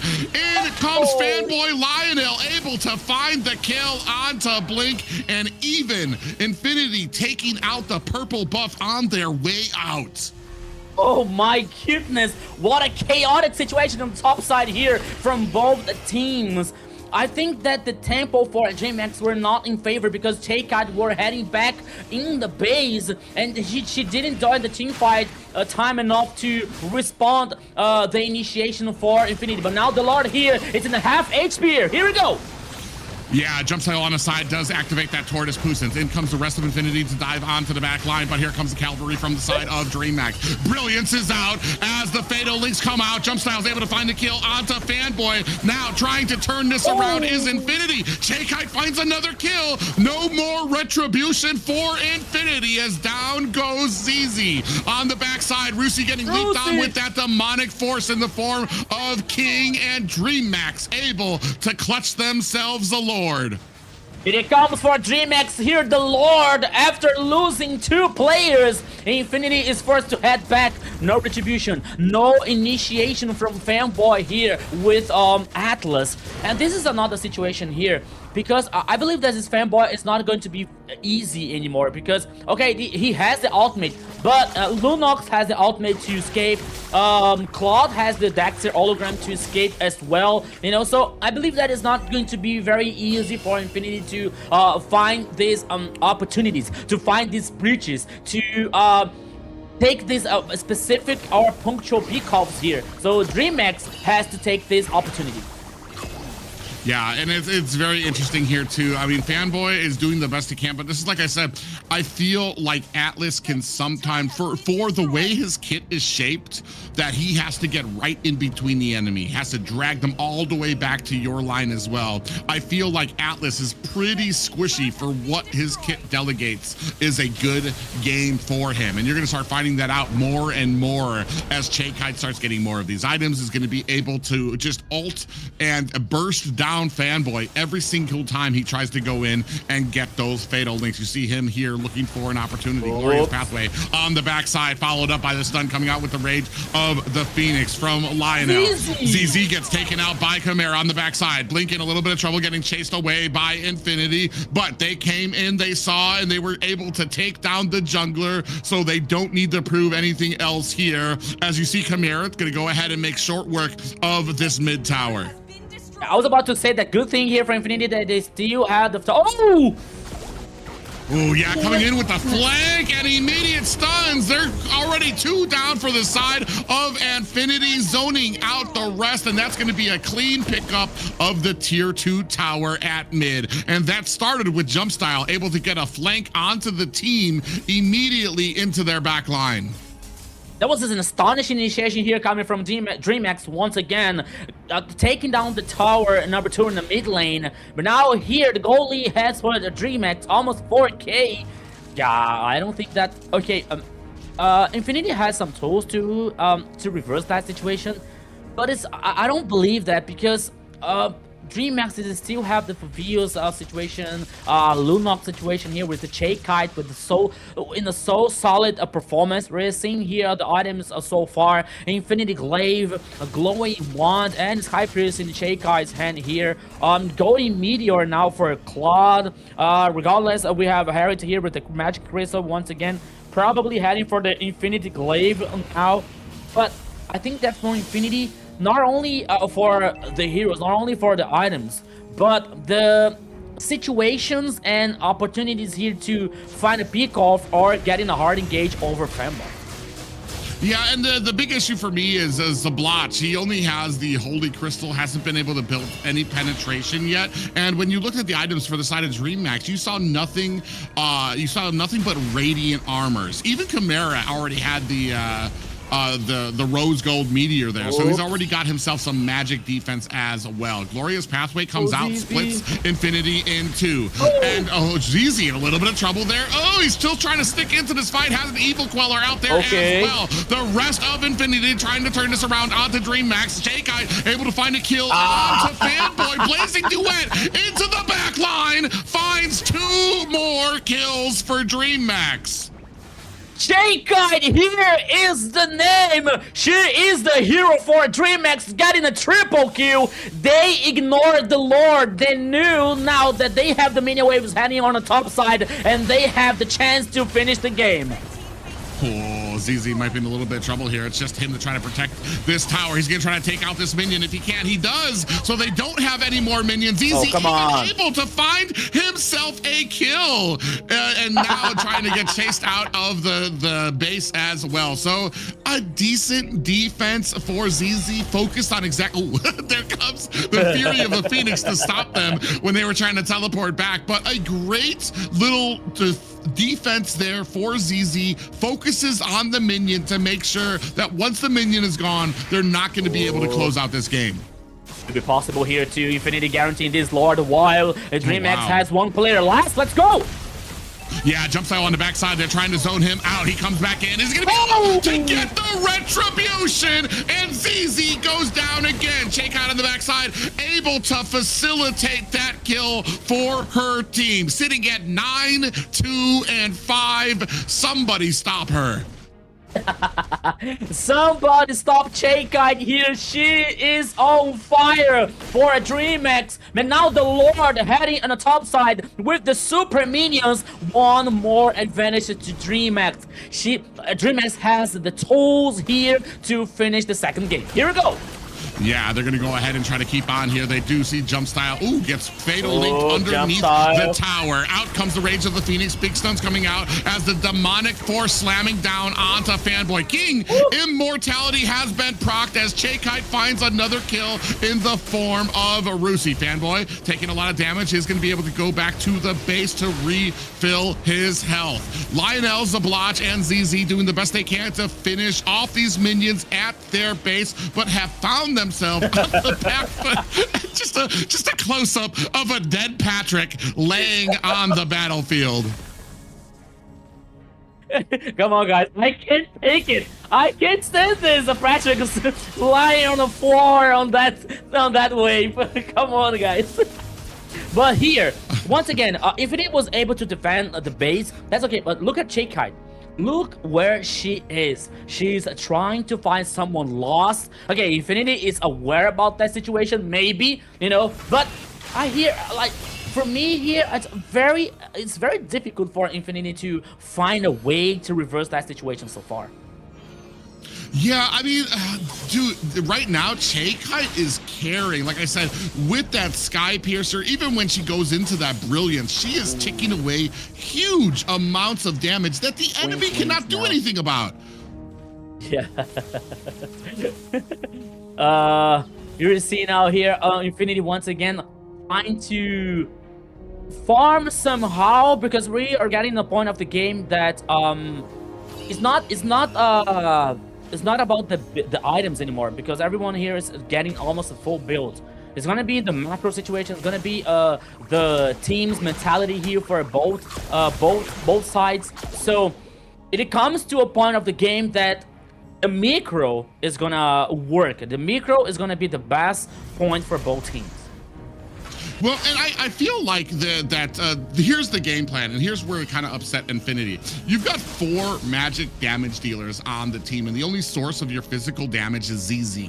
In each one of these fights, it feels like ZZ take down, or DreamHack, they take down the biggest threat. They got Radiant Armor for all the rest of the magic damage, so the biggest threat is ZZ, and he's basically their first target every single time they go in for these objectives. So then you take down the only source of damage damage that is actually a threat to your team because you've got the Radiant Armors, you've got the Chastised Pauldrons as well. But here, DreamMax starting on an 18-minute Lord. Oh, Zablotch takes a huge amount of damage, but they are able to return the favor in kind. Chikai goes down early. A big dash on the side as Blink on the back lines of Infinity. ZZ takes a pop-up and a Demonic Force is able to find himself a dash out of the way. Fanboy in a little bit of trouble here is going to be able to use his dash to get himself out of harm's way. Ooh, Blink almost got caught up inside of that bush. Infinity can smell blood in the waters, beginning to chase down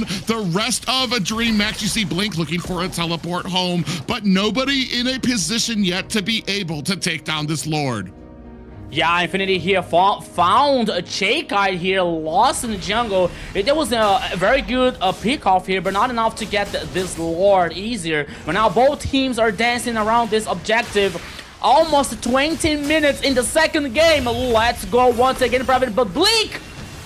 Oh yeah, Blink is gonna get caught there. Immortality has been procced. Summon Force laid onto the ground. And ZZ with the killing blow onto Blink on the backside. King looking for that Demonic Force. Is he gonna be able to find it? Immortality on the backside. That's almost two down for the side of DreamMax. Infinity have to go back to base. They're looking at a split push right now as Chimera looking to finish in the base gets caught by Infinity. Oh my goodness! But now here, DreamMax has 3 players down, and we are gonna see what Infinity is about to do. Maybe the Lord? Maybe they're heading for the Lord? No, they're heading for the mid lane here to take down the tower number 2 and maybe the tower number 3 because they have this advantage on the numbers. But now we're seeing Zablocks and Fanboy, but okay, jump style! Oh yeah, they're gonna come into that jump styles in a little bit of trouble here, trying to create some time for his team. Immortality has been procced. Now in comes Blink with a glorious pathway, trying to slow down the team. From the backside, Chikai comes in, putting the damage onto Fanboy. Down goes one. Now coming in has the Brilliance as well, sitting next to Blink. She does get out of the way of Lionel on Zablotch, but unfortunate for Infinity, they do have to answer the base and the minions beginning to crowd around their core. What is going on in this second game here, Private? When it all comes to, when it all appeared, and all seemed that it's gonna be the end for Infinity, then all of a sudden they find some opportunities, they find some pickups here, but now DreamMax, I believe that they are in the better position to get the Lord maybe, but now with not Jumpstart here, heading back in the game, now okay, he's back again, retribution from both sides, 10 more seconds to Fanboy get back in the game, sorry, but now the Lord here is the main target. Yeah, you can see a little bit of a skirmish down at the bottom lane as Zablotch is waiting for Chimera to try to push into his lane. Now Zablotch is going to have to show himself up at here, which is going to tell Chimera to get into this fight to try to join him. Actually, no, he's still going to stick into the split push territory for his team, which means that Infinity are kind of on a little bit of a time limit. They see the pressure coming in on this side lane. Chimera's going to stick there to try to take down all of these minions on the backside. Chikai is able to chase down Lionel. That's a huge amount of damage. That's a huge amount of CC. That signals to DreamMax to continue on this push. ZZ with an Evil Queller on the backside. Going to create some distance between him and DreamMax. But now with the minions on their core, they do lose sight of this Lord. King right there to try to be that front wall while the rest of his team down Lord at about 10%. They turn around. ZZ able to find a kill onto King, trying to create that distance, have the dash out there, jump style trying to chase them. Are they going to be able to turn it around? Infinity laying on the damage onto the side of DreamMax. Fanboy goes down. Chikai with another kill, her 15th of the game. Another one onto Rusi. That's going to be 16, and it is just ZZ and Zablotch alone to protect their core, and DreamMax wisely turn their attention to the Lord. Kite here with the 16 kills, but now with the Genius Wand to nerf the magic resistance coming from the other side, they decide to play safe. They decide to head for the Lord. ZZ, ZZ, you are taking Kite goes in! Immortality. Oh, he does have the freeze out there as well. ZZ able to find a kill onto Chimera, but Kite replies in kind. Jump style on the backside, putting the damage onto Lionel. Oh, we do have a little bit of a winter crown out there as well, but they're turning around. Kite and jump style, they want to close this one out. They have the minions. Lionel unable to reply. And ladies and gentlemen, this is a tie series. This is the best of 5 of the day of the year here. Infinity versus DreamHack. Now it's even 1-on-1. Xena, what a match. Uh-oh. Oh. It was so emotional that Xena froze, you know. Yeah, she just has no more emotion to spill out right now. But man, a huge game for them right there as well. Very intense there, but man, Enable. I kind of saw it when I saw that first pick coming out from Kite with that Lunux pickup, the damage that you're going to be able to do. And then especially with that, she loves to pick up that early game Sky Piercer as well, was just absolutely dishing out huge amounts of damage. What a match. Kite was doing an amazing job at bringing that back for her team. ZZ was starting off strong, but Kite over here taking it all onto her hands and dominating that. That was amazing. Any thoughts on who's going to be the MVP on the second match? I have no clue. I'm just kidding. With 18 kills, 18 kills, 3 deaths only, and 5 assists. I think I kind of have it. 96% team fight participation. She was a beast that round. Yeah, that was absolutely wild here for DreamHack's performance in the second game. We can talk about, like, especially Atlas here from a fanboy in the fourth pick from Infinity, because after that we saw DreamHack responding with, especially with Lunox and Claude, you know, 2 heroes with the mobility, with some ways to escape the ultimate coming from a fanboy here. Okay, maybe we're not the only reason that why DreamHack won. We got Kite on fire with 18 kills here with this Lunox, for example. But by the time that we were talking about, like, jump style getting the Sky Pierce in the first game that didn't work out, here with Kite, it worked out. It worked it out a lot here with Lunox getting not only the kills, but especially the advantage for DreamHack. And Kite was so confident. She was, like, so powerful that she was aggressive. She was playing forward all the time. And I believe in the last team fight, she found Lionel in the top side here, so Lionel was kind of lost, and it was a very good opportunity for DreamHack heading for another Lord, guarantee another objective here to take more advantage in this game. So everything went well for DreamHack in the second game. Yeah, and I feel like one of the biggest reasons that people maybe don't understand about the Atlas pickup not being as popular these days is because technically when you're, like, getting those fatal links, you're grabbing the entire enemy team and you're dragging it back to your team. So you essentially, if you're not going to be able to kill them in those opening seconds of that fatal link, you are dealing with an entire enemy team death ball that is heading for your team. Whereas Kalea pickup, she can isolate one target that she wants, bring them back, your team bursts them down, whether they can do AoE or single target damage to them, and you don't have to deal with the entire team on your back lines. Not just that, but here, Kite really took the reins of this game, headed the head of the spear, so to speak, for DreamHack in a lot of these engagements. Her positioning, which I don't think I've stopped talking about. As a mage, your positioning is just so important, and Kite has always been so well, whether she's playing this Lunox, whether she's playing a Kimmy, she does very good. She's very good at creating distance and being able to close that distance when she is needed. Here, she found all the right targets that she was needed, and once you're at a point where Lunox is OP, there's not a tankiness does nothing for you when you're competing with percentage health damage that a Lunox is able to do.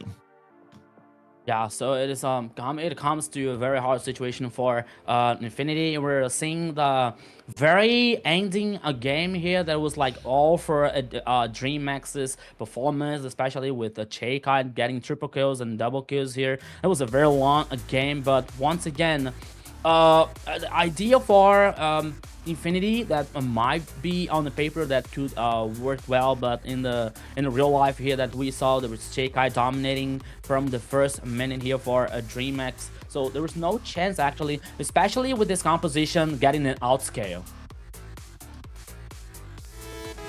Alright, yes, and from macro plays to micro mechanics, this performance had it all. Our MVP Chaykai with the Lunox with 18 kills, 3 deaths, and 5, well, basically the KD, 5 assists, 111.1k total damage, and 717 golds per minute. She was wrecking them on the field. And I'm seeing right here two Voices of Wind.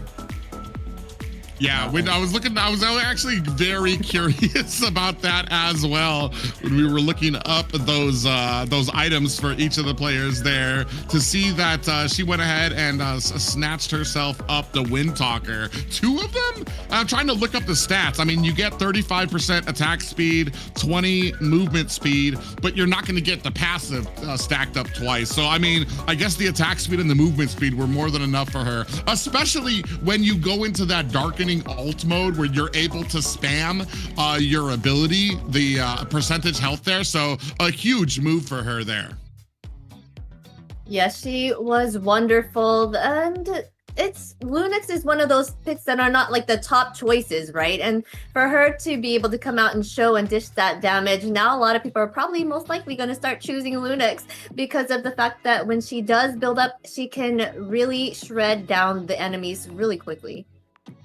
Yeah, and especially with 2 Wind Talkers in Lunox build here situation, that could be very interesting, and that was very interesting for DreamHack this year to turn things even so far with 1-1 here in this best of 5. And another interesting thing that we can talk about, it was like before the match begins, we were talking about like a fanboy bringing some heroes out of the box, and I was talking about like, okay, he was able to bring some heroes and not in the meta, but he was not jumping so far from the fence, you know, it's like not bringing so off meta heroes apart, for example. But now bringing Atlas, we know that the Atlas has some conditions, has some situations that could be not in favor for him, especially after the ultimate here, but maybe he's not being able to get in the back line, for example, and trying to find the flank, especially with the second ability that everyone knows the ability, because it becomes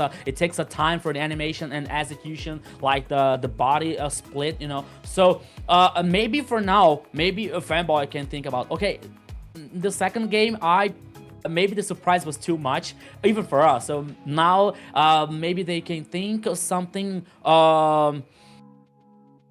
next to the meta, like closer to the meta, okay, or he being the last pick here, the last choice for pick to surprise DreamHack's composition, because if he picks early, DreamHack, I think that DreamHack is able to hand that situation and pull them back.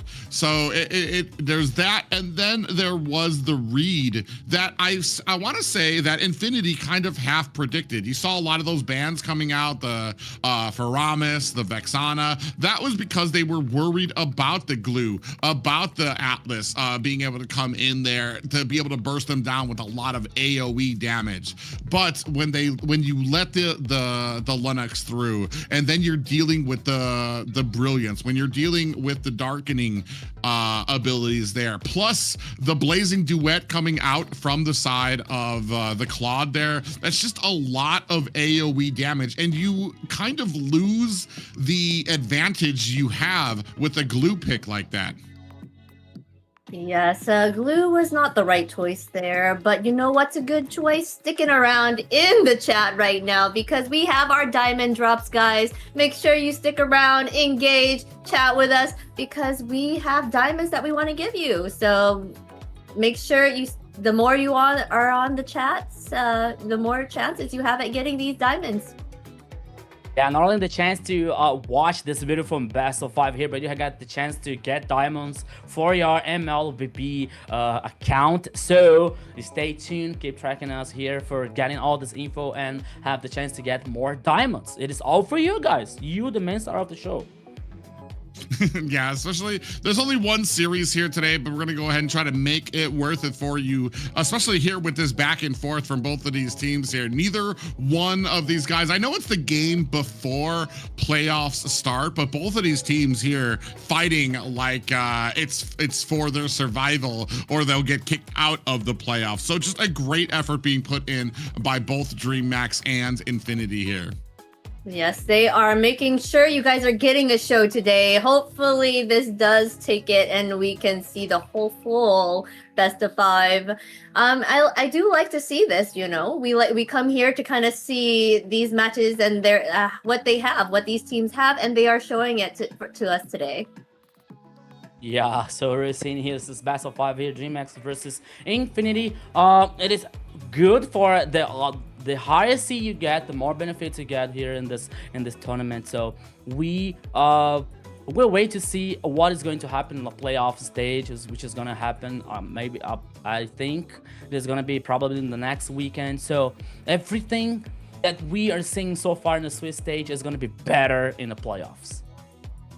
Yeah, and as we said before, these teams are fighting for 4th and 5th place, and when it comes to the seeding for this for the Swiss stage, moving on to the playoffs, 4th place will get themselves a little bit of a bye until the 2nd round, while 5th place will have to compete in those opening rounds against other teams. One of them will have to right away start things off hot and heavy, while the other team will get themselves an opportunity to sit back, watch who their opponent's going to be, how they played, get some studying done on them, and you know, maybe a little bit of the catnap, get themselves some snacks as well before they wait for their turn as well. And as we saw already, 1st and 2nd place right now when it comes to the seeding, they have a bye all the way until the 3rd round, so they really get an opportunity to wait. But I feel like some people might argue when you're getting that far in, maybe you start to lose momentum, maybe you start to lose a little bit of that that fire you had that other players who kind of play all these games through might have for them as well. So it's gonna be very interesting to see. But here tonight, both of these teams putting it all on the line. Yes, they are all putting it on the line and causing so much chaos. So we're gonna take a quick break here so we can make sure that they're hot and ready for it. All right, so we'll take a 5-minute break and we'll see you guys in a bit.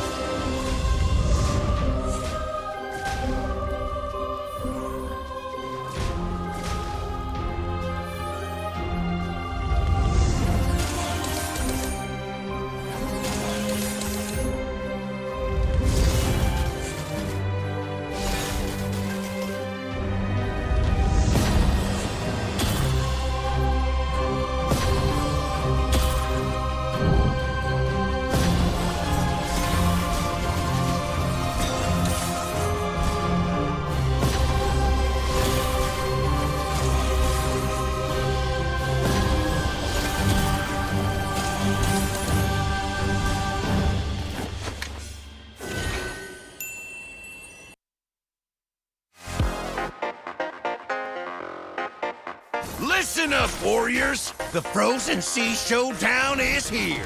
8 Brancos, 2 sides. Ready your hooks. Well, the rules? Real simple. Hook 'em over, then bash 'em. Or hook 'em back and stash 'em. Remember, kills will make you stronger. More kills, bigger targets, so swing those hooks. More kills, better hook. so wipe off their looks. Crabs in the river? Hook 'em. Reel 'em in for new skills. Stun. Magnet. Reflect. Chests in the cave? Hook 'em. Reel 'em in for new skills. Team heal. Team super hook. Crazy ults. Total chaos. Triple hook. Recall hook. Trick hook. No equipment to buy. Auto upgrades for all. Take one down, get your hook back. Hook, kill, reset, repeat. Hook till you can't hook no more.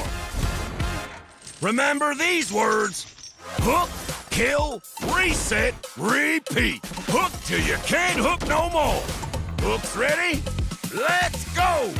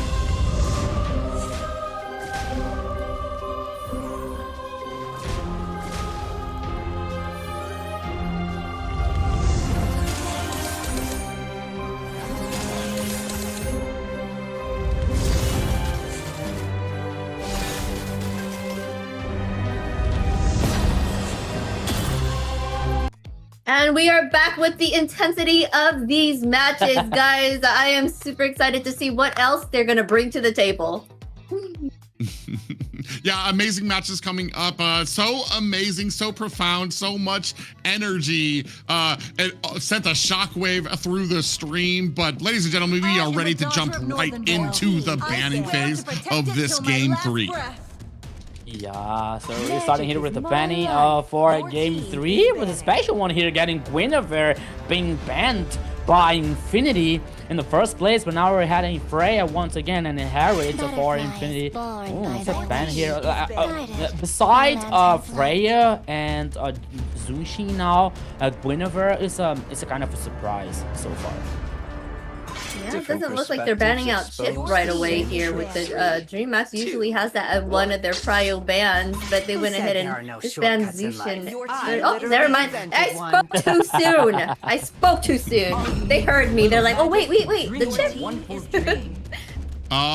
With this bans kind of coming through here, I'm wondering if we're gonna probably see the Kimmy pick out come from Kite. I feel like she's picked it every single series that she's been involved in, and she's done an exceptional job. And I feel like with some of these bigger picks out of the way, I think it's a good opportunity for them to go ahead and flex that out, the kiting ability that they have there as well. Harley might be one of those that can kind of close the distance there. I'm definitely eager to see where we go from here, and especially on the side of Infinity, if we maybe, like Rico was recommending, maybe we settle down a little bit. You don't have to always go outside of the meta. Maybe we can go ahead and pull out one of the Khalid or the Hilda or something, some type of roam that's that has like that winning record for the current season.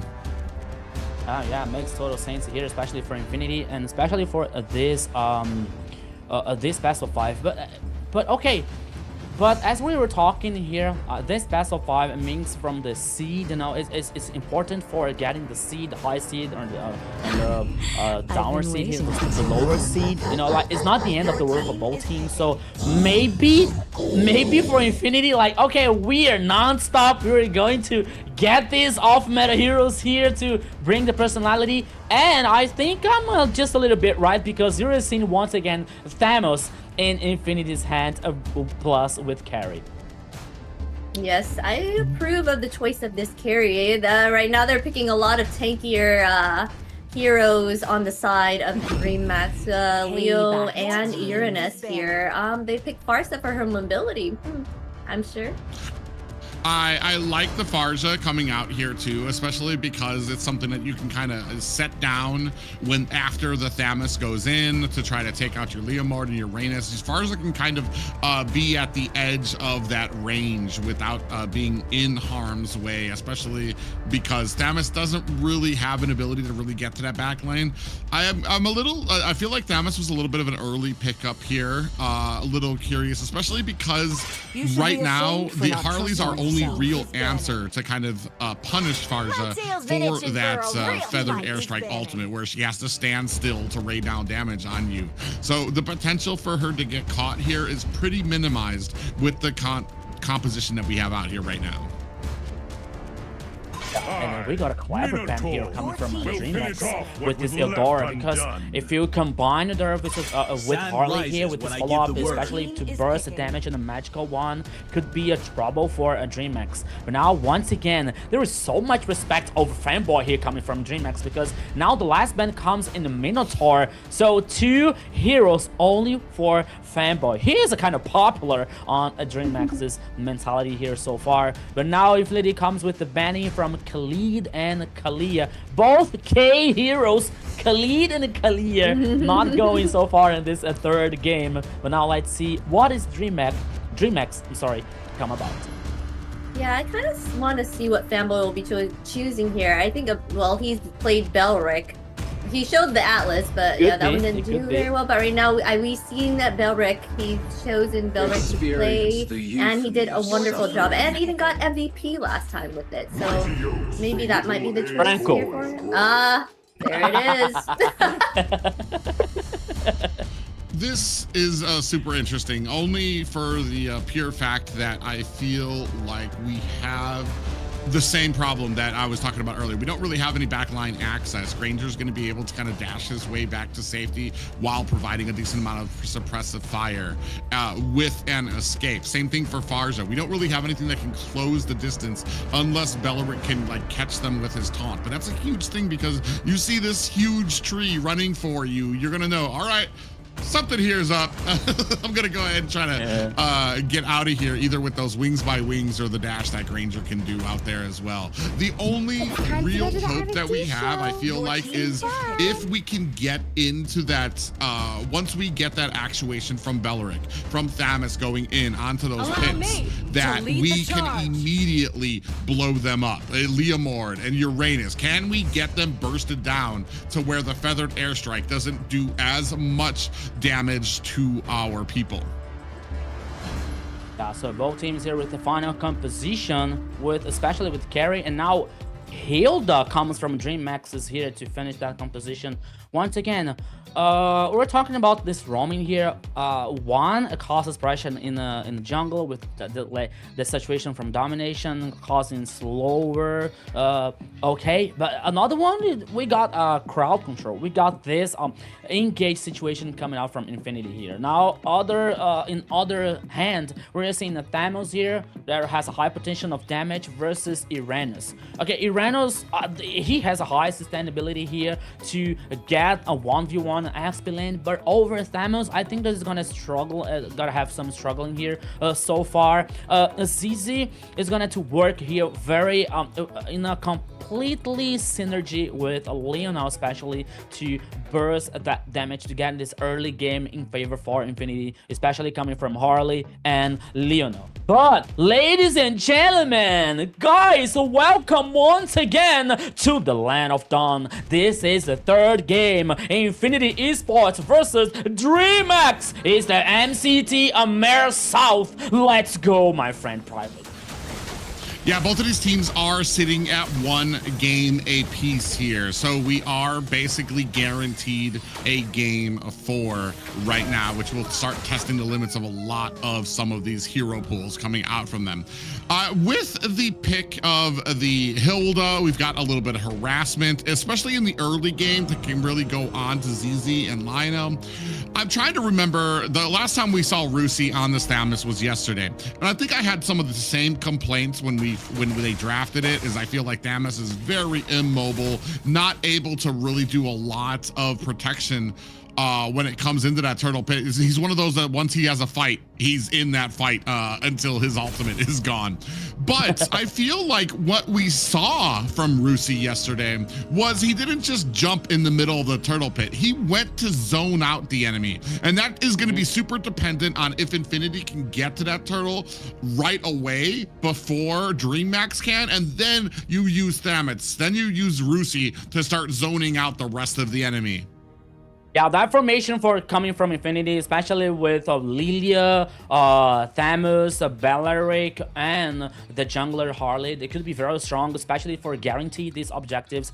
Heading for this on the river, heading for the pit here, guarantee turtles, even Lord, but the most important is even the turtles here in the early game comes from Infinity, because I don't see King doing too much with this Uranus in this roaming situation with this landing phase here to trying to help DreamMax's friends, DreamMax composition to get these objectives, or at least if they get some pick off, if they get some elimination before getting this turtle, so it's going to be very easy for them. But so far, I believe that this, at least the Trinity, Lilia, Harley, and Bellaric, I think that is they have just a little advantage over DreamMax's. Yeah, I kind of feel like they do have an advantage. And also, you said Hilda usually into a tanky hero is bad, but this one said Hilda into a Harley, which is a good choice. Yeah, it'll be very interesting to see how they go as we continue back into the opening minutes of Game 3. 1 kill for the side of DreamMax. They were actually able to get down Lionel, so that is something going in DreamMax's favor. Yeah, now taking the opportunity here to say hello for the people in the chat. Hello from people from PH, MPL PH watching us, MPL Indonesia. Also, hello to Deadpool, Pinoy, GM Kilua on the chat. You're the main star of the show. It all for you guys. So thanks so much for your support. But now we are here. 2 minutes of the third game. The first turret heading on the downside of the river. Immediately is started by DreamX. Will we have a fight back? Oh!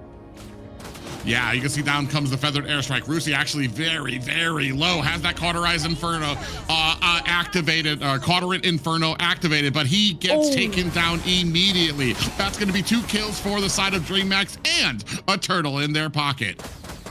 Yeah, the first turtle goes for DreamX here, plus 2 kills. 1 kill for Chai Kite and another one for King.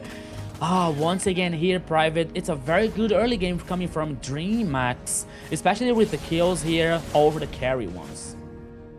Yeah, that's going to be very interesting here. I mean, right now, 2 kills on the board. We're not able to get any real pushing in just yet. No real threats coming out. Oh, as I say, that feathered airstrike onto Rusi is going to add that to a 3-0 game. Yeah, so we're talking about the Trinity coming from Infinity, which have the power to guarantee some kind of objective or the aggression early game, but we're seeing DreamHack doing that situation, doing this, getting the engage situations, playing forward, playing aggressive, guarantee the kills, the objective one, so playing the macro. So there's a very good early game here. So I think that Infinity has to think how they are handle that situation for the last minutes, for the over minutes after the game. Yeah, I mean, we're going to need to see a little bit more forward offense. Ooh, Zizi's going to come in here, not able to get that deadly magic onto Chimera. And that's going to be a very interesting target for Zizi to try to go onto, especially with all the escaping abilities that you're going to have as a Granger, with the flicker, with his dashing ability out there as well. That I don't really know of a good target besides Kite that you're going to be able to get that deadly magic on for the early through the mid game as well. Only 8 seconds left for this next turtle. Yeah, the next turtle now heading on the upper side here on the river, and now DreamHack is trying to get this info, trying to dominate here the jungle, trying to dominate the river. At least Lionel and Fanboy are trying to do something, but Rusi is on the bush. He's trying to do something, but DreamHack has the advantage. Yeah, oh, you want to say 5 members of DreamHack sitting very pretty. Out comes the Phantom Steed, and that's going to make short work of this Lord. Now turning their attention onto the rest of Infinity, trying to chase them. Out comes the Wrath of the Dryad. You can see Kite comes in with the feathered airstrike. The rest of the team try to surround her, but a great job by DreamHack and a blink there to go ahead and provide that safety for Kite and protect her. 4-0 right now. It is DreamHack's early game lead. Another kill for DreamHack here, another kill for Kite in the mid lane. This is a very good early game for DreamHack so far here. Now they're heading for the top side to guarantee the first tower here. It's already taken down. Infinity is losing the map, it's losing that situation.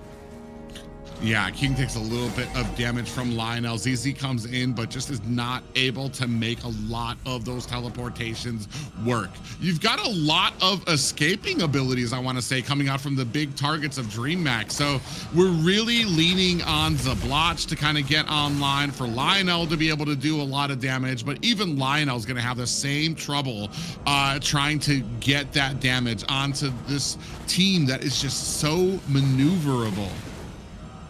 Yeah, but now here Infinity is trying to respond somehow, but now we're seeing King doing a proxy over the first and the second tower in the bottom lane here. Now Rusi is heading back, but now Kite is heading down once again. That could be a 2v1 situation once again. Yeah, Jumpstout's going to go ahead and head down there. 2v1 already. Feathered airstrike raining damage down onto Rusi on the back line. Jumpstout coming in for the flank. Finds himself a kill on to the XP laner. That's going to open up this bottom tower for the side of DreamHack. A 5-0 game. Infinity have been left breathless here, unable to come back. Lionel going to have to use those black shoes as Fanboy comes in to provide for that escape. Now once again here, King is burning my tongue, but now Lionel is lost! You big flicker on to Lionel, who gets taken down. 6-0 right now for DreamHack. That's going to set up this next turtle for them. Yeah, once again here, King burning my tongue because of the Rainier situation. He is doing a lot. He's using the flick here to surprise the enemy, doing the proxy, doing the situations to guarantee kills for a Kite, for example. Oh, in the mid lane here from Boy! Oh, Fanboy tried the Wrath of the Dryad, thought he had the win as he flickered out from underneath the tower, but Kite with some amazing positioning catches him on the back end with a feathered airstrike to finish the job. And now it just that was ZZ. I was like, what happened there? ZZ actually got teleported back to where he was, and it just Infinity are just having the roughest game here, and I thought that we were gonna gonna have some issues. You've got a lot of melee heroes here that you want to try to make work, but the threat of a Kite with this feathered airstrike, with the damage he can do, so much poke that can come out too from Chimera as well, is just overwhelming Infinity right now. Yeah, DreamHack is turning on the turbo mode over Infinity so far. The first line here of the tower is already taken down by for DreamHack. Once again, feather airstrike here. Oh!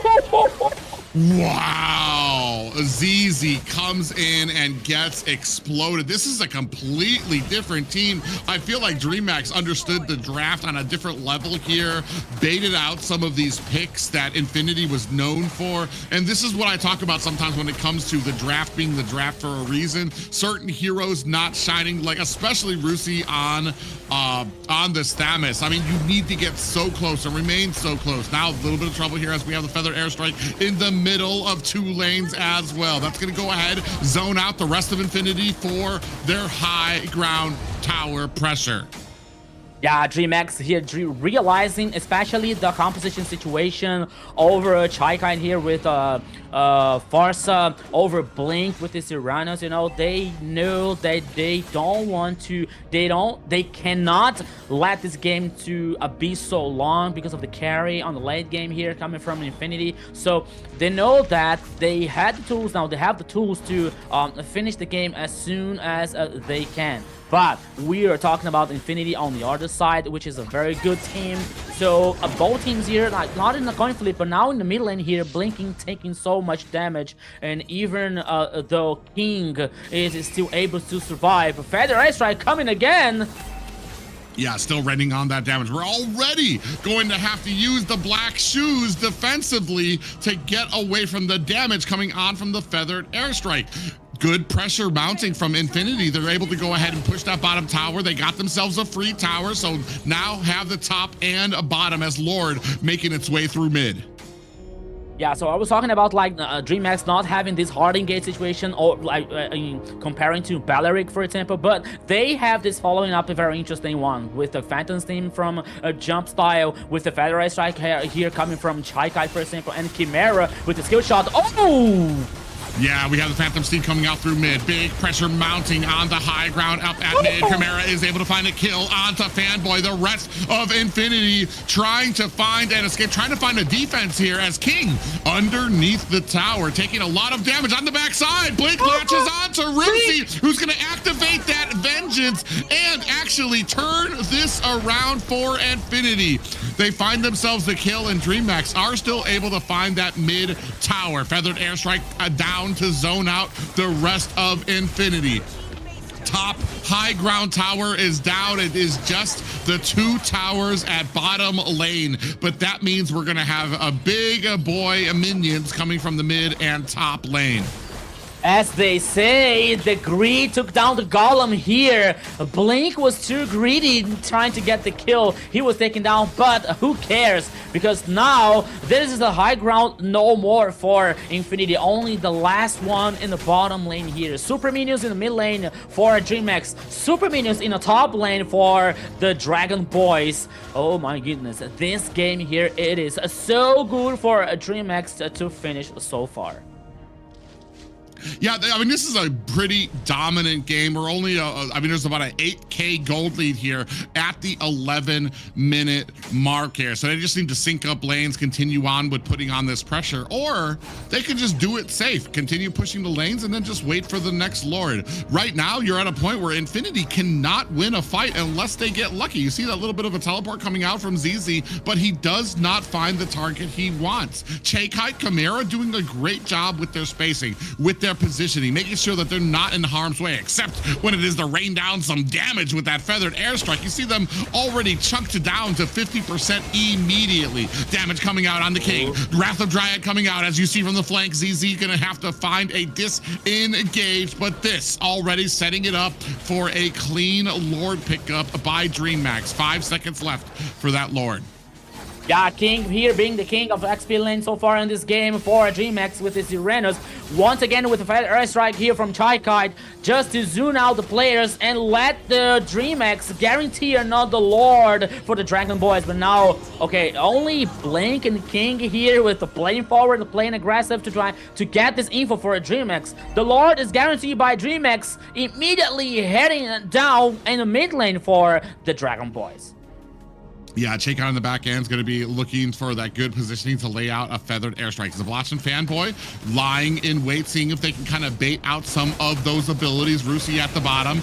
Oh, they come in from the flank. Oh, and they miss the Wrath of Dryad. Chaikite able to get that distance and lay down the suppressive fire in the form of that feathered airstrike. That is unfortunate as DreamHack has turned this around. Rusi is down. Pressure starting to mount at the core. All towers down for the side of Infinity as 5 members from DreamHack thinking that maybe they can put some pressure on to this core, mounting and waiting for that mid lane to push coming in. Feathered airstrike raining down, damage coming out from the rest of Infinity, trying to defend on the backside. Blink goes in looking for the damage. Blink actually activates, gets taken down, but it is more than enough time for DreamHack to find the game-winning punch. A completely stop here coming out from DreamHack in this third game.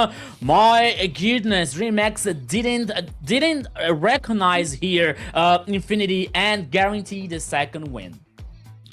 Yeah, DreamHack was making their presence known that time around, taking 2 turtles and like a 4-kill lead by the 5-minute mark. Then after that, they just continued their reign and they conquered that map and took all the objectives and ended up with that 10-1 in favor of DreamHack. That was amazing. They probably got more kills there, but that's what the last thing I saw. It was too quick. Yeah, there was just that. I mean, I understood maybe what they thought they could accomplish with the Thamus. If they were able to get to these objectives first, you could use Thamus to maybe zone out the rest of the enemy. The only problem here was it just felt like DreamHack was quicker to the punch. Once you're already situated, Thamus is going to have a very hard time closing the distance on any one of these lethal damage dealers out there, especially Chimera, Chaikite, who both have dashes, both have wing by wings to be able to get away, and then you're talking about a decent amount of peeling ability for them as well. A great game here as DreamHack seemingly able to shut down Infinity.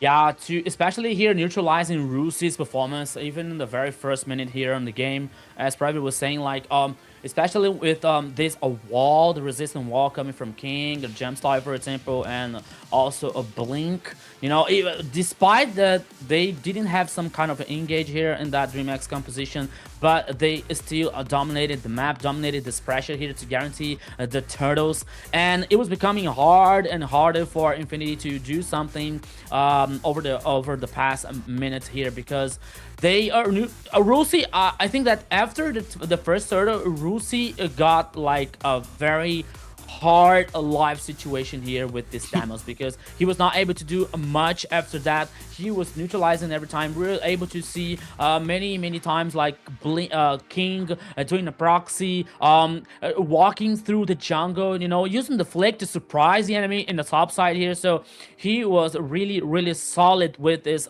Uranus here to guarantee this advantage for a DreamHack so far. And Chaikite with this feather airstrike, oh my god, so causing so much pressure and so much damage with this range situation coming up to DreamHack with the Granger of Chimera, with this Farsa from Chaikite. So it worked very well here, that draft and that composition for a DreamHack. And right, we have to see our MVP control, confidence, and perfect execution. Everything you want to see in our MVP. Of course, it is Chaikite. She has been a force those last 2 games, and she is still going with the 406 KDA, 57.4k total damage, and 594 golds per minute. She has been a player that has stuck out to me since the first week. Even though her team, DreamHack, hasn't had the greatest win rate, every single game that she is a part of, I want to say at least 90% of them, even when her team is losing, she's able to separate herself to do what her job is. I want to say even with the losses, when you look at the stats, you can tell that it was never on Chaikai for a lot of these losses. She's still doing what she needs to, getting those kills, not dying during a lot of these engagements. And then when it comes to the victories, the great placement that she has, especially on a Farza, for somebody who I want to say is very fearful of getting caught of a lot of these abilities, did such a great job of being able to angle herself and make sure that she could find these opportunities to rain down those artillery strikes in the feathered airstrike. Yeah. And actually, here Chaikai has been one of the pillars for DreamHack this year to like to get the situation, like not losing their mind, even though with when King is not in a good situation in XP lane, for example, Chaikai is able to, okay guys, trust me, so we are here. I'm here to getting this not only advantage but handle that situation for DreamHack. That is working so well so far. 2-1 for DreamHack here, and now we are waiting to see. We are excited to see what Infinity is going to do here to turn the game even once again, because even I have the feeling that now DreamHack knew how to read the draft, knew how to read like Infinity's personality and play style. Maybe for this other game, it could be the last one. I think that is maybe it is more for DreamHack to win and close the series than Infinity to turn the game even. Yeah, the pressure is on for sure for DreamHack right now with one more win for Infinity, sorry, because in one more win DreamHack will take it all, right? So this might be like that reverse that right? They're gonna reverse sweep it if this keeps going on. When it comes to the stats, DreamHack, this is going to be, despite competing in a best of 5 yesterday, this is going to be the furthest, the first game 4 that they are going to be reaching this season here. So this is gonna be the first time I want to say that hero pool has been tested at this type of a length. I think the same thing can be said for the side of Infinity as well. Yeah, this is gonna be both of these teams' first time making it to game 4. So maybe we might see some slippery picks out there. I know that the side of DreamHack, they still have that Kimmy pick that can come out. I know we've been banning out the chip, so I'm not sure that that's gonna be seeing the light of day for Fanboy on Infinity just yet as well. But like I said, there's just certain, this is sometimes the biggest flaw that I see happen when you start having these kind of outside the wall pickups that you prioritize over a team that understands the meta and knows what they need to do to be successful. Thamus wasn't able to get to the back line. Not just Thamus, when the Farza was picked up, there was nothing answered that was to get to the back line, to answer the big question, how do we close in on Farza? How do we shut her down? There just was no answer. In fact, the few times that I believe they were able to get damage, they just ran through the barrage of the feathered airstrike to try to get some damage onto her, but they still had a great line there to try to protect Chaikai there as well. So it's gonna be very interesting. That I think Infinity needs to go back to the drawing board, just reset immediately in your head and just get these drafts out there. We don't need an answer that is outside the meta. We don't need to go reaching crazily and settle on something without considering how these options play, or if we have an answer for what the enemy is presenting us. Yes, but Chaikai, just need to speak on Chaikai real quick. Chaikai has been amazing and has been an inspiration. So if you do want to join the MWI, open registrations are happening right now, May 2nd through May 11th. You can be just like her. Get in and join and learn and do you. Yeah, so this is a gold opportunity here for you, the ladies, to show your performance, to show your skills. The MWY qualifiers here are open, so it's your time to shine, to represent your place, your country, now your friends also. So here, take this chance, take this opportunity here with the MLBB scenario. Yeah, I mean, like I was talking about it before, the guys have had their time to shine. We've been talking about it for a while now, but it is time for the ladies because we know there are so many great players. I think North America, we've had a lot of community tournaments where a lot of these women come up there. So it's going to be very amazing to see if any of you guys can go ahead and get up to that professional level to compete. Speaking of competing, finally on to game 4 of this last best of 5 before we move on to the playoffs. And I want to say a lot of eyes on Infinity. Now that you're finally kind of on the back foot here, now that it's been proven that some of these picks may not be as powerful or as strong as you thought they were, are we going to be able to brush the dust off of our shoulders and come back strong?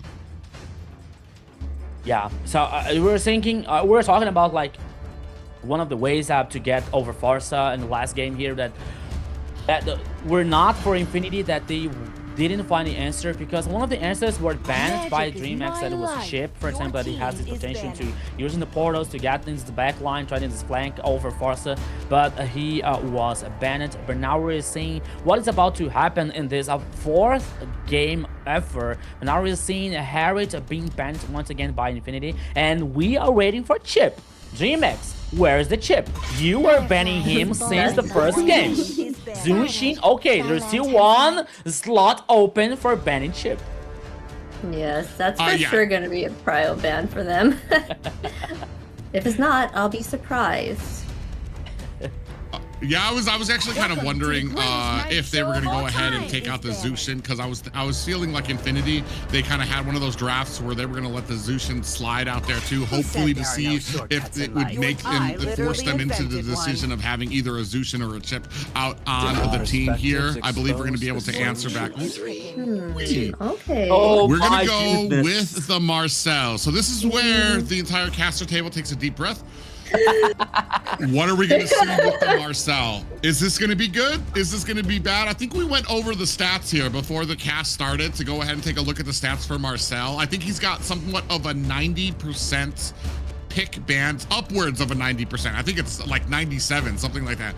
Pick ban rate here in the South, but it has a 50% win rate here in the South. So while in the North, I think it's got, does it have a 0? Or is it, yeah, 0% win rate in the North. Here, a little bit better. I feel like we do have a few teams that understand how to use him, but it's definitely not all teams. And I want to say more often than not, I see some compositions come out where I'm kind of like, how does Marcel fit into this composition? Where does he make this composition succeed?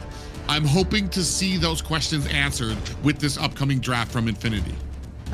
They already themselves banned out that Guinevere. It was the Guinevere, Trizla, and Marcel combo. So I am looking forward to kind of seeing what they bring here. They're picking up an Akai in the jungle or room? Yes, probably in the jungle. Yeah, I think 100% in the jungle because we already have Marcel here in the moment. So unless they play it mid.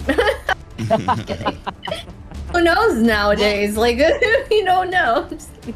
Akai is kind of, I want to say, seasons past, he used to be a pretty big counter for the Fredrin, where Fredrin was so strong, he could just tank damage.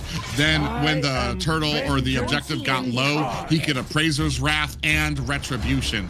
Akai came in and he was still that tanky counterpart to the Fredrin, but with the heavy spin, when the Lord got low or the objective got low, the heavy spin could pin Fredrin against the wall. He couldn't Retribution, he couldn't Appraiser's Wrath, and Akai was free to get that Retribution for his team. We'll see if it pays off. Like I said, it's been a while since I've seen these kind of clash, but I understand where the thinking is for it here. Yeah. So the idea here for Infinity is going to be very interesting with that in mind. with Akai here in the jungler, trying to neutralize this Fredrin here and his potential to guarantee the objective, for example. But coming back to Marcel just a little bit, we were talking about, like, before the broadcast starts, not only in our region here, in the AMER South, like there was like a coin flip situation with a 50% of Marcel, but we were talking about, like, even in the PH region, for example, in the MPL PH, there was a kind of like, I think it's almost the same, right? Like 50 or 52% of win rate coming out from Marcel. But even so, we can talk about, like, even in the highest regions, they are still learning how to work with Marcel and that composition, which is not very easy to understand, which is not very easy to it can't be good to understand. It can be like, okay, we can understand, but when it comes to execution, when it comes to the real practice, you know, the situation could be very different. We're now coming out here for the last man, Claude from Infinity, for DreamHack, sorry, and Imi and Kalia from Infinity. Yeah, it looks like they're taking out that Kimmy, right, for Shy Kite, because you were saying that Shy Kite does a really great job with that Kimmy with them, but I wonder what mid they will be choosing this time around. Yeah, I do like that they took it out there. I feel like this would have been a perfect opportunity for, I want to say, one of Shay Kite's signature heroes there. She just, she melds very well, like I said. When you've got somebody who can do well as a mid lane, separated from your team, who doesn't need the team to do well for her to do well, she melds well with a lot of those mages who can get that early game Sky Piercer, and Kimmy is one of those heroes that comes online very fast. They do get the Khalid here. I believe that Valentina is still an option for them that could give them a lot. That can help against the Marcel. You possibly have an ultimate against Akai as well that you can stale from him too, and you get the bursty early game damage against the Khalid and or with the Khalid on your team to possibly surprise that mid lane. Yeah, I don't think they're gonna pick up the Valentina because I think they've used it before based on the ban picks at the top. They did. I just missed it. And that's okay. They might have the ZTN open. Yeah, ZTN's open for them if she uses ZTN. That would be helpful to kind of with the CC. Yeah, but I'm lost here now. I'm completely lost here with this final picks. Okay, Valier. Okay, because we saw Valier here before, but Leslie as the final pick hero. I feel like Leslie, the point is to bully the carry, because it's definitely not for what it provides against Khalid or Fredrin or Esmeralda, because I feel like those are just bad targets for Leslie.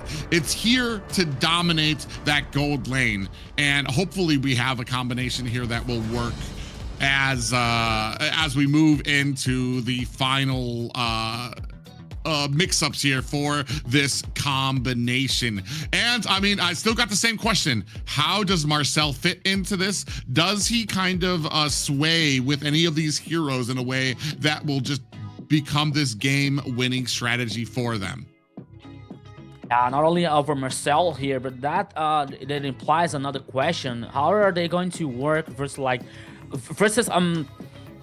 Khalid, for example, who has his high mobility here to doing this roaming effectively over DreamHack and Fredrin, and the late game situation coming from DreamHack here with Chai, with the Sicilian, and Carry with Chimera here. So once again, I think that Infinity, it all comes to the early game. If Infinity are doing an interesting early game here, it is good for them. It can be good for them, but they cannot let the game being so long once again, because DreamHack has this clock ticking against Infinity. But let's see what is going to happen now, because once again, welcome to the Land of Dawn. Infinity versus DreamHack. That could be the last game for today. So let's go, my friend. Yeah, very excited to see, like we said, a possible game point for a Dream Max here. Have Infinity crossed a little too far outside of the box of the meta for this composition? We're about to find out, as both of these teams are looking to strive for that 4th place position, that 4th place seeding that gives them a little bit of a rest. Ooh, already a lot of damage. Lionel gets bursted down. The combination of Blink and Shakite on that Sicilian bring him down. Look at Esmeralda. Where is she? Here on the jungler. Yeah, definitely really deep on the side, but 3 members coming in here. Shakite on the backside too, raining down damage. Z is going to have to try to pull that buff out a bit. Blink taken down to about 10%. Dream Max already, you can see the power of this early game. They're invading, they're getting kills already. They're being threatening in all of these lanes. Yeah, that was exactly what I was talking about, like being the early game here, aggressive for both teams. That could be very interesting one. It could be worse for Infinity here because the kill was for Blink, you know. Okay, he can impact in a good way for Dream Max, but a kill for a Shakite could be better, or for a Chimera, for example. But even though Dream Max is playing aggressive, this is playing forward, and now it comes for the first turtle in the downside of the river. Yeah, the crazy thing for me is that Shakite, Sicilian is typically one of those heroes that you're like, all right, give him a break in the early game because they still have a lot. Actually, in the bottom lane, it does look like we have a stun landing on to King, gets taken out, is able to get away. No way. Look at look at King on the outside, gets underneath the tower there, assisted by Shakite with that Bat's Feast. My goodness, King here, an immortal one.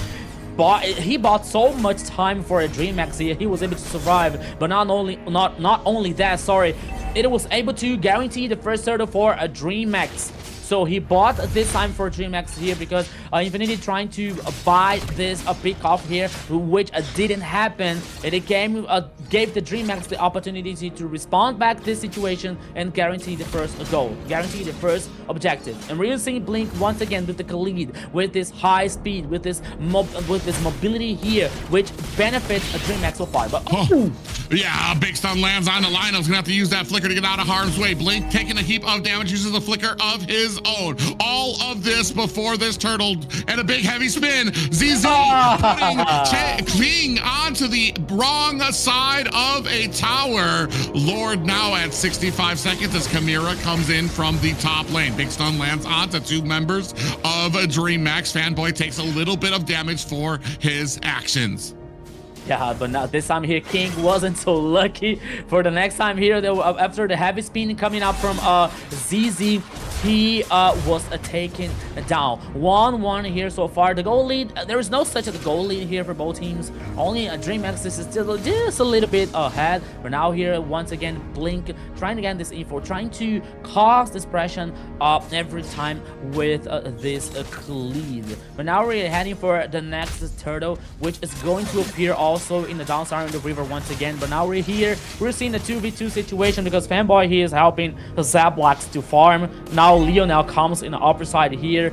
So after the 4 minutes here, okay, even though the first turtle was for a Dream Max, but the game is even so far. Yeah, and Shakai's just doing such a great job. Even though doesn't have the stacks, this is usually the time where a Sicilian is going to have the worst point in the game, but it's just doing, you can see Sanguine Claws coming out, really punishing Lionel every single time he comes to that L-bush at the mid lane. It's easy on the bottom side here, looking for a way to get in against this turtle. Dancing around, and does he have the heavy spin? A big push there comes out, and a Raging Sandstorm comes out and misses both of them, but it still allows a Dream Max to be able to get themselves a turtle. King in a little bit of trouble is going to be able to find himself an escape. Rusi dashes himself to safety as Fanboy eats a few shots of that the Bat's Feast coming out from Shakite. Now here's Zapblocks could be in danger. Chimera comes up. Okay, so he was able to play back. He was able to play under the tower here, but oh! Now here's Blink. Blink trying to get this info, trying to get this Yeah, you see the Sanguine Claws come out to trap out Zablotch, who takes a heap of damage. Now, I mean, we're already at a point. Chekai is just, even without the damage, making moves and becoming a nuisance to the enemy team with those Sanguine Claws. Blink actually might be in a little bit of trouble, surrounded by Zablotch and ZZ, while pressure beginning to mount at this top tower as Chimera going to make short work of these minions. Heavy Spin does have jump style pinned against the wall, but that might be the wrong member against the wall, as Infinity just does not have the damage yet to follow up. 1-1 apiece. Yeah, but now it comes here. This is a very interesting idea of a combo coming out from Blink, for example. But Blink here could be in trouble, but now he's able to play back. But now the focus can be the first tower here in the top side. Yeah, 4 members there. We do have the golden hour, does freeze them underneath the tower. Still not gonna be able to take down these minions. Sanguine Claws out to go ahead and trap Zablotch, but down goes the top tower for the side of DreamHack, especially because it's a very low killing game. It speaks a lot about what DreamHack is able to do macro-wise. Yeah, there's a very low killing game here so far, but the goal lead here is heading for a DreamHack somehow, especially using playing with the macro here. But now it is time for Infinity to try to do something. Oh! Yeah, down goes Blink. ZZ actually able to find himself a good pick off there, but now might be in trouble. Has the Heavy Spin trying to find himself an escape as the rest of DreamHack get pushed back. Mid coming in there. You see King coming in trying to put on the damage as Fanboy and Lionel looking for an escape. Lionel still trying to push out the damage, pushes King away from the towers of Blotch. Oh man, the Leslie, I mean, the shots, she takes those little pot shots. We're just not at a position right now where Zablotch is doing enough damage. I think I talked about this before off screen when I was talking with Xena about the usefulness of Leslie. Either you're coming in, you're getting those pot shots and you're making the enemy afraid of the damage that you're dishing out, or you're not and you're tickling them and they just turn and try to take you out. Yeah, but don't worry, my friend. After 8 items here, I definitely Leslie is gonna cause damage. Don't worry, don't worry. It will come. There comes a time. But now, once again, here on the top side. Oh, here comes DreamHack. Oh yeah, we're gonna be able to take out the top tower. We do have a Raging Sandstorm that comes onto ZZ, who does use the Heavy Spin to get himself out of harm's way. Jumpstyle on the backside is looking for the flank. We do have a good golden hour coming out to try to execute this escape for Infinity, and they are able to get away. I think you brought this up before, Rico, as well. There are 2 types of people here in the South that execute with Marcel. One of those is the ones that have a complete composition for Marcel to be able to be very aggressive, use his ultimate offensively to get those setting potential. And then there's the other half of the teams that use Marcel as an escape tactic. I'm not a huge fan of the escape tactic because I feel like it puts you on your back foot, and that's his only real usefulness, is when you guys are trying to escape. However, here it is working out for Infinity. Yeah, no, I agree with you. And even though, oops, once again here DreamHack versus Infinity, it's a 4v3 player situation, but now they head back. And I think that when you use Marcel here in a disengaged situation so far, I think that it loses you the time and an opportunity to you to play aggressive, you know, to play forward, to have an interesting early game, for example. Okay, you can have a composition that can works better in the late game, for example, with a Sicilian or in carry, for example, for a DreamHack. But even though here, when you use a Marcel only for a disengage, only to buy time to escape from some initiation, I don't think that this could be the best idea ever, as we are used to see in the AMER South region, with the teams always like trying to play forward, always trying to play aggressive. Yeah, we did see a little bit of a cut lane coming out there from King, but it does look like Rusi's actually going to be able to get to this turtle fight early. Now you're going to see big push out coming out from Fanboy there in the form of the Sanguine Claws from Chekai. I don't know how many. I wish we had a way to be able to understand how many. Chekai on the big form onto the back line. ZZ tries to go in there, is not able to take out Chekai, but is going to. Chekai. Blink actually a little bit of trouble here. I was going to say Chekai looked like they were going to go home, but they turn around immediately. Big stun comes on the Chimera, looking for the kill on to the marksman laner, but they do not find it. 1 and 1 apiece. Both XP laners are, or actually we have a roam down for the side of DreamMax and an XP laner down for the side of Infinity. Neither team look like they're in a great position to be able to take out this Lord just yet. Yeah, 1 by 1 here in the last team fight here for both teams. Infinity here trying to get more kill, but King is trying to buy time. Why the Lord here is started by a DreamX. Oh, King!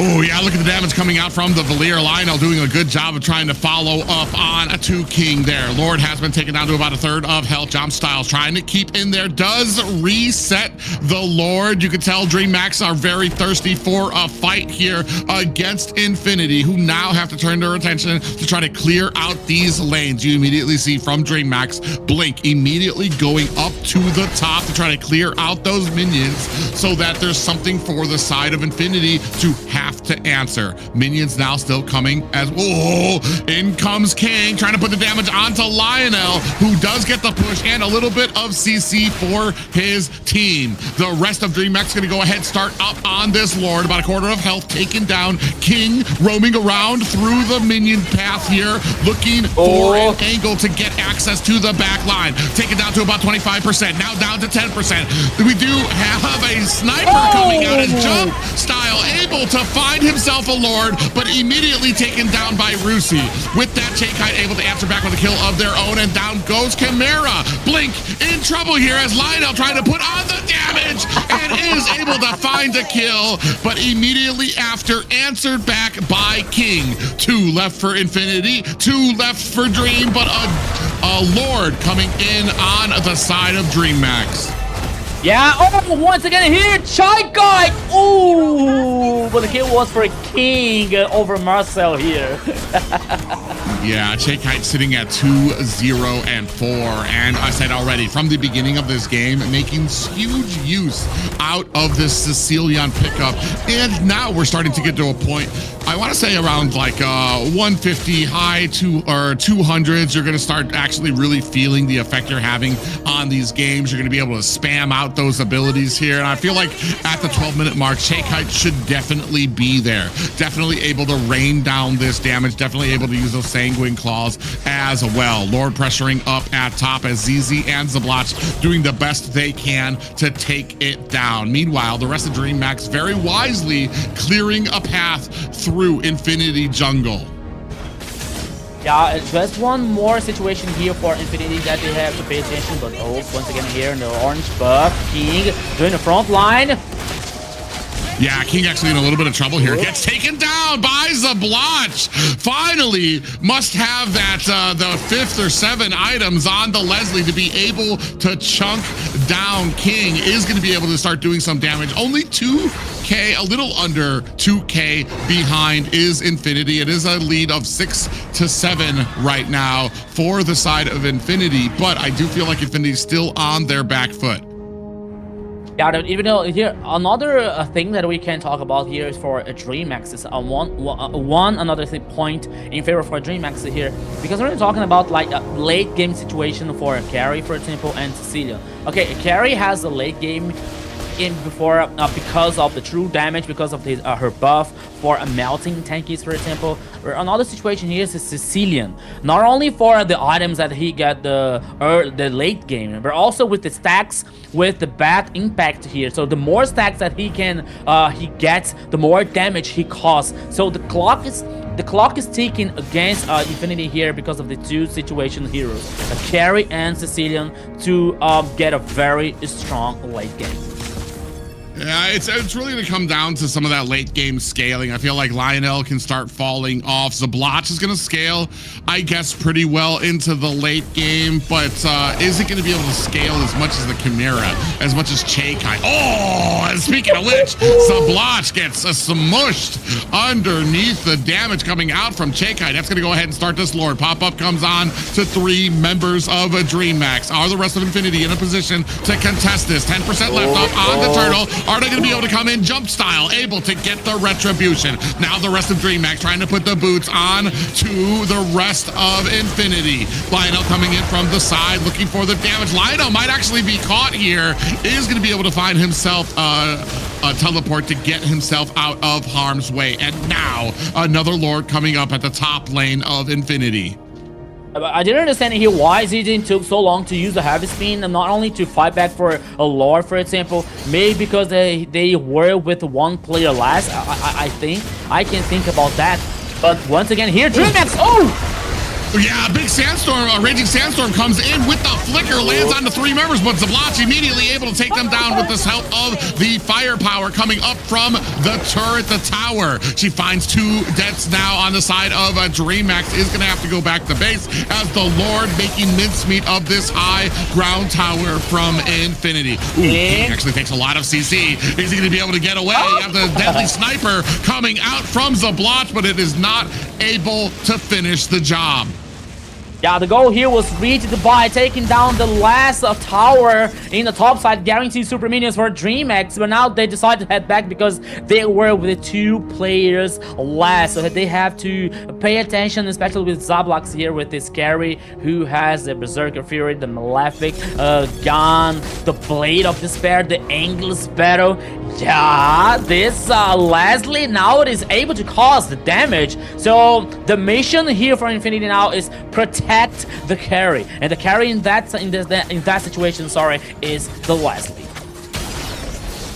Yeah, and it even has the range out there as well. So you got 4 items out there. I guess it just depends. Can Zablach kind of get around to some of these back lines to really punish? I feel like the best value is to be able to take down Shakeite or take down Chimera. The problem is I feel like this front line is just so huge, and they're going to have a huge problem trying to do it. On the back side here, you see Fanboy coming in. Oh, a big golden hour does go land on the 2 members. And in comes the heavy spin. Chimera in trouble, chased down as ZZ able to find the kill. Bats Feast is out. Shakeite trying to put on the damage, takes a heap of damage. ZZ trying to close the distance, turns around at the last minute as the rest of the team notices the base. Very open for the side of DreamHack.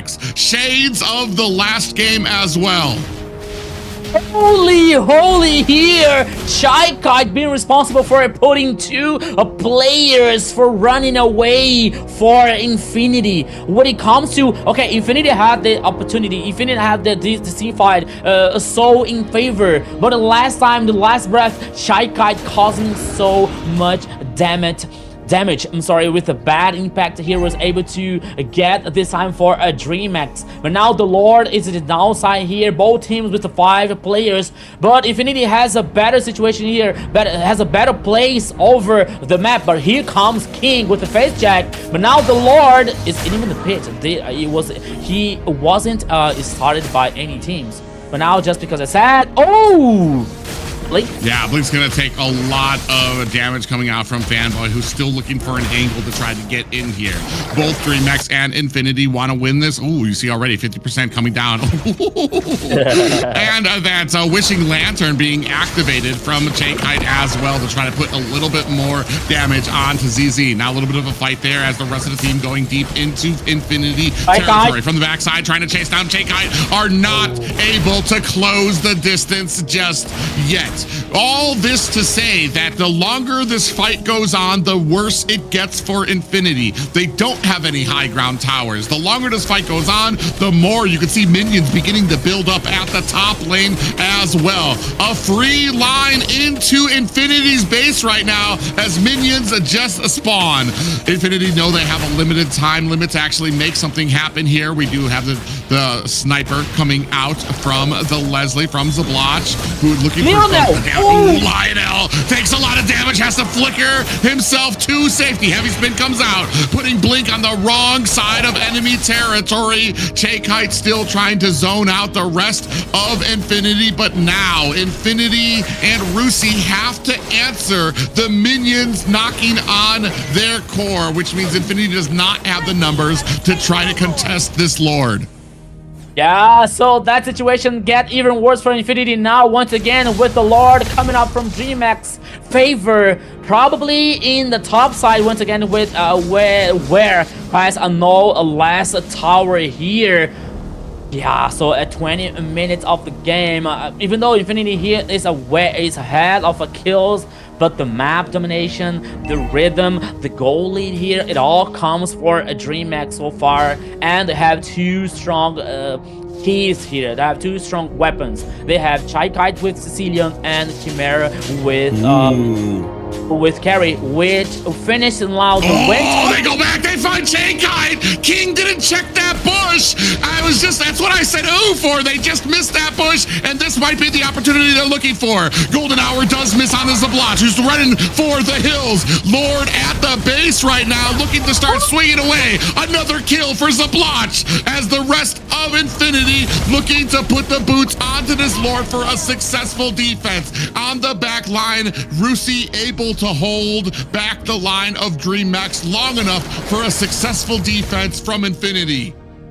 Okay, here once again, Infinity defending themselves, defending their honor. Okay, Chai-Kite guarantees a kill over Rusi to compensate the great losses from the last team fight here for DreamHack. But even though we're seeing now the items so far, even the the ADC here, the marksmen are a full build from both sides. The mid lane here are a full build. Actually, almost everyone here is in the full build. Winter Crow for Rusi's hand. Also, when it comes to immortality for King to buy more time. Even in jump style here comes an immortality, and waiting for the last item here for Fred Dream. Oh my goodness, 35 seconds left for the next Lord here. That could be the last one for both the teams. But DreamHack still have this leverage when it comes to the map domination, when it comes to the towers, is standing still for the Dragon Boys. They have the tower number 1 in the mid lane is still standing. So I believe that even though if Infinity win this last team fight, the next team fight, I believe it is not going to be the end for DreamHack. Yeah, the unfortunate thing here is that little opportunity that Zablotch got with the mess up by King. I guarantee that's the last time King does not check out these bushes for their marksman. So it almost feels like it might have been wasted there just for the side that Zablotch was able to get that, be able to get that surprise onto them, because they had to use it defensively to clear up the core and get a good defense there. Now you can see DreamHack, I feel like they're slow playing the Lord right now. They want this fight, and Lionel misses a shot there too. You don't want to be doing that on a Valier, who, I mean, you need to be making connections with the heroes to get that refill back. Now Rusi, he's waiting on an opportunity. As soon as he shows himself up at the top lane, DreamHack is going to know that Infinity do not have the numbers. They're immediately going to go ahead and start. You see them immediately go on to ZZ, looking on the backside. Fanboy finds a big hit up there, but gets taken down immediately by Chimera. DreamHack starting to chase down the rest of Zablotch, looking for an escape if he can get out of that, but he's dealing with 2 members. King has latched on to Zablotch, who's looking for an escape, trying to find it as his team. Rusi on the backside finds Chai-Kite. Have Infinity turn this one around. Look at the base at the core. Infinity, can they save it? A push coming out from Valier. Can he take it? He's able to clear out those minions. Oh, so close there for Infinity, but you can see them still chasing down DreamHack. Rusi finds another kill onto Chimera, jump style by himself. They might be able to secure this Lord for the side of Infinity. We might be looking at a game 5 here. Oh my goodness, what is going on here? DreamHack losing 3 players, and the minions almost got the backdoor here, but now once again, Infinity has this host to guarantee this next Lord. Jump style, try to do something, but it's still is it ineffective because it is only him here to try to do something to fight back this Lord. But now here comes Infinity with the Lord, with this advantage of the players, because it is 20 seconds left for Chimera get back to the game. But now they're compensating the map here, taking down the towers, but I don't think this is gonna be the end here so far, Private. I feel like they need to get all these lanes synced up if they really want to have a successful push here. They cannot only have 2 lanes to push. They cannot only have 1 lane. They need all 3 lanes to be synced up so that maximum pressure, and DreamHack can't just focus on a funnel to take down Infinity. You see already we're missing that top lane right now as ZZ has to chase down Blink, who's doing a good job. He knows what he needs to do. He wants to activate that top lane. He wants to make it as easy as possible for DreamHack to defend. Onto the top side, Rusi's gonna go ahead, cut his lane for the side of Infinity as well. Lanes coming through mid. You can see Lord being held up at bottom. Both teams waiting for an opportunity here to get the charge in. Fanboy comes in, finds a big stun onto 2 members of DreamHack. Sanguine Claws come out on the backside. Advanced Feast has been activated for Chakai. Maybe a little too early. Lord hasn't even touched their towers just yet. Tier 2 tower up at top. Infinity's going to be able to get that. Lord looking for the charge, able to put the damage onto the top tower as well. That is 1 high ground tower down for the side of DreamHack. They leap onto jump style, have the immortality proc as well as the Winter Crown as well for their team. There's immortalities and Winter Crown proc for everybody around here. Lord swinging away at the core. Sublotch finds a kill onto 2 members. Infinity have found a way to get this to game 5. It all comes to an end. It all comes to the last game here. What a great victory for Infinity. Everything is even once again, Zena. 2-2. Wow. We are heading for the last one. Wow, this is intense. Infinity, DreamHack looked like they had that, right? They took all the objectives at first. They had the game, they had the map. Then all of a sudden, the minions almost taking the back door to Infinity. They were able to turn that around real quick, got that last Lord, and DreamHack was not able to recover. That was one heck of a fight. That was chaos. I want to take this opportunity to issue out an apology for all of those Leslie users out there that may have been harmed by my comments when I saw the initial pickup there. Sure, it may take 7 items for you to hit your power spike. Yeah, you might have to wait till the 21-minute mark of the game to really start coming online and having an effect. But by God, if the game does go over that time limit, you are going to be a menace on that stage, as the Blotch was able to show the whole of DreamHack here. Yeah, the blocks here with this Leslie. And I was talking about that, okay, with A items here, as Leslie was about to cause the damage to impact in the good way for on the game. But once again, he burnt my tongue here with this huge Leslie. But not only that, the resilience that Infinity showed in this game here, not to buy the time, to get to find these opportunities, to find these breaches over DreamHack's composition to surprise them. Chakai once again playing so well, but you know, okay, a team is 5 players, not only 1. Okay, maybe you can have one that is also like a very good one that can be one of the pillars, but everyone has to be on the same page. Every team, every player has to be on the same synergy, have to be on the same page here. So Chakai trying to do the best here and this a game, but it wasn't enough because Infinity comes for the last game. Chakai, what was it like a 4-1-6, 100% team fight participation? You're absolutely right. Chakai always having a great game, but it is more than one player that has to sound out, that has to have those great games. And unfortunately, Infinity able to turn this around at the last seconds. I want to say it was about the 23-minute mark here. Yeah, we're seeing the highlights here once again. So the game started so well for DreamHack, guaranteeing the turrets, guaranteeing the macro game here, dominating the map, taking down the towers, taking down here the kills, you know, for DreamHack, and they have a they had a very interesting advantage here on the Land of Dawn, guaranteed even the first Lord. But somehow Infinity was trying to they found some bridges. They found some opportunities here to get back in the game. You know, it was very close, to be honest, because we saw the minions trying to make a backdoor in the base. The base, the Infinity's base was like with the 25% of the HP here, almost taking down. That was almost a victory for DreamHack. But even though Infinity had this resilience, Infinity had the chance to finish the game, and they took it. So now it is all comes to the last game here once again. Even though with the Chimera, with the Carry, and a Tricard with a Sicilian, but even though with that situation, with that like advantage here, with the composition, with the outscale, especially for the late game, it wasn't enough here for DreamHack guarantee the victory. Now everything is even, 2-on-2.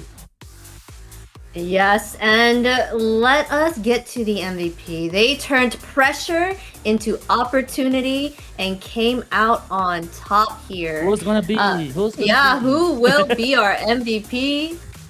Super excited to see who this is. I kind of have an idea. Ooh, Who do you vote? Me too. Me too. Yeah. Where's my target? Well, I mean, Zablach did get some good kills at the late game, but I feel like there were some good. I mean, you take a look at Fanboy here at the 26-minute mark, 0-2-12. That's nothing to really kind of assange at. Did a decent job of being in effect through a lot of these games. Lo and behold, oh, it's not who we thought. Okay. It is the Akai ZZ here with 2012 KDA, 44k damage, and 577 golds per minute. Wow, didn't expect that, but I guess the fact that they didn't die, maybe, I'm like, and was there to assist a whole lot. Yeah, I gotta be honest here. I didn't expect like ZZ getting the MVP. Okay, he was very important. He didn't die in this game with 12 assistants here with the Akai so far. But at sometimes I didn't understand like why he was not able to use the heavy spin here to try and fight back, especially the first objectives, the first turtles and the first lords here. But even though it was very good for Infinity here, especially with the ZZ getting this solid performance, getting this solid with the Akai, not be able to die, not be able to take down, for example, especially to defend the base, to defend the towers. It was very important. But I expected here a Zablach with Leslie over the KDA and over that situation that he was able to farm. It's almost like he kind of came in like almost as a secret there. Like we didn't see very many plays that he was like going out of his way to kind of get kills or push himself on there. He was just looking for opportunities, and unfortunately he himself felt like he didn't have such great opportunities to just dive in, get the heavy spin. And then what happens? You get the heavy spin, maybe you do get the Lord, but then you get immediately killed because the rest of your team can't dive in there with you as well. Played a very, very patient game here. And like we said, it's not like he wasn't doing anything. 12 assists there. So definitely a mark and a pillar for why his team was successful. And maybe just kind of sulking into the shadows to where the team didn't realize that that was the major threat that was kind of that was really being an effect on them. They had to worry about the damage coming out from Zablach. They had to worry about the Marcel and everything like that. So it's very interesting here and a good game, a very well executed game here by Infinity. Yes, they are. Both teams are fighting tooth and nail to make sure that they get this spot. We're going to the full best of 5 here. Akai did an amazing job there, helping the team with stopping those CCs and making sure that they were able to pull back, right? I'm just surprised that Valir was able to stop that minion push, and the way that they turned that around so quickly. It all happened so fast. They're like, the minions were about to take that tower, then all of a sudden they got that Lord and down they go. Was able to take control right then and there. Yeah, I was wondering in that situation that the minions were trying to backdoor him and saying, okay, maybe he's able to use the Flames of Vengeance here to use the ultimate to to clean this minion wave as faster as they can to guarantee like not only to save the base but to do something else, maybe to follow the teams to fight back from the Lord, for example, and it worked. And it worked well for Infinity here, letting them to the victory, letting them to decide everything in the last game here.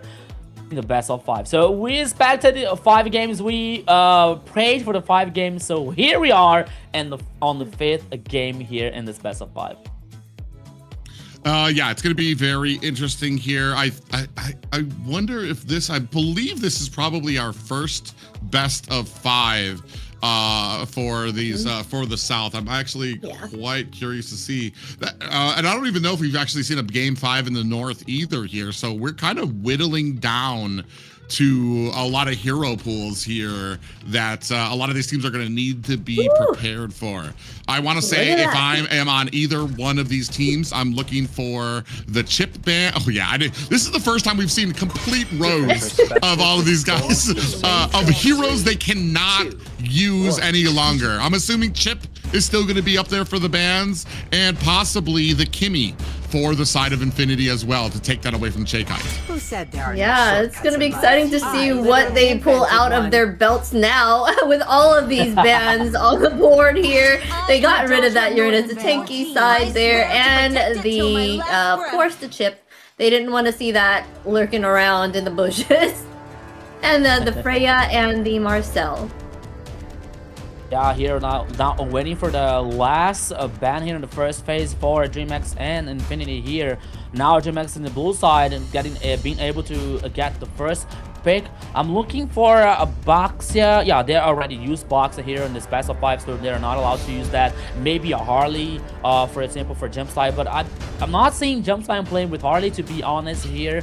So we are waiting to see what is going on here, especially for the first pick for DreamHack. Maybe for Chaikai here to prioritize the mid lane, who is actually playing so solid. That's a possibility.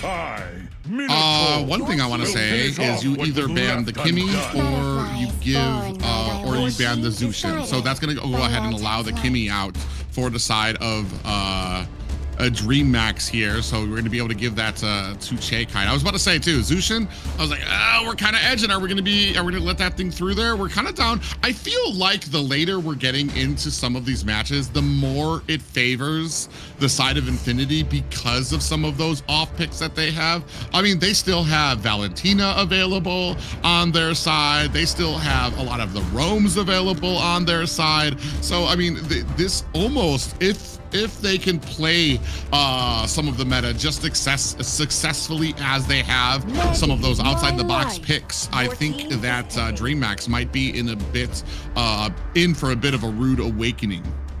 Yeah, they're not gonna pick up the Kimmy first. They prioritize the Hera here. They are still target banning for Fanboy. He has so many roams under his belt that I really don't know if that was a good choice to kind of like target ban Fanboy. I know roams are very important in the matches and helping the team gain, you know, the map and control of the situation. They went ahead and picked up the Fredrin here and the Yuzong. Yeah, and another thing here when it comes to Infinity, that like this is surprising picks that we used to see here of Valier, of Peleric, of Gufra, and now even Leslie, for example. The question is, will be able to see a media, for example, in that composition for Infinity, who knows? But here, okay, Jump Style playing with Harley. This is a surprise for me here, coming out with the Kalia in the first phase here for picks for a DreamHack. So Romy here, a very strong one with his potential for crowd control. But now here comes the response for Infinity with Lunox. Probably that could be in the mid lane or in the gold lane here. So Lunox has this flexibility for Infinity. So we have to wait to see.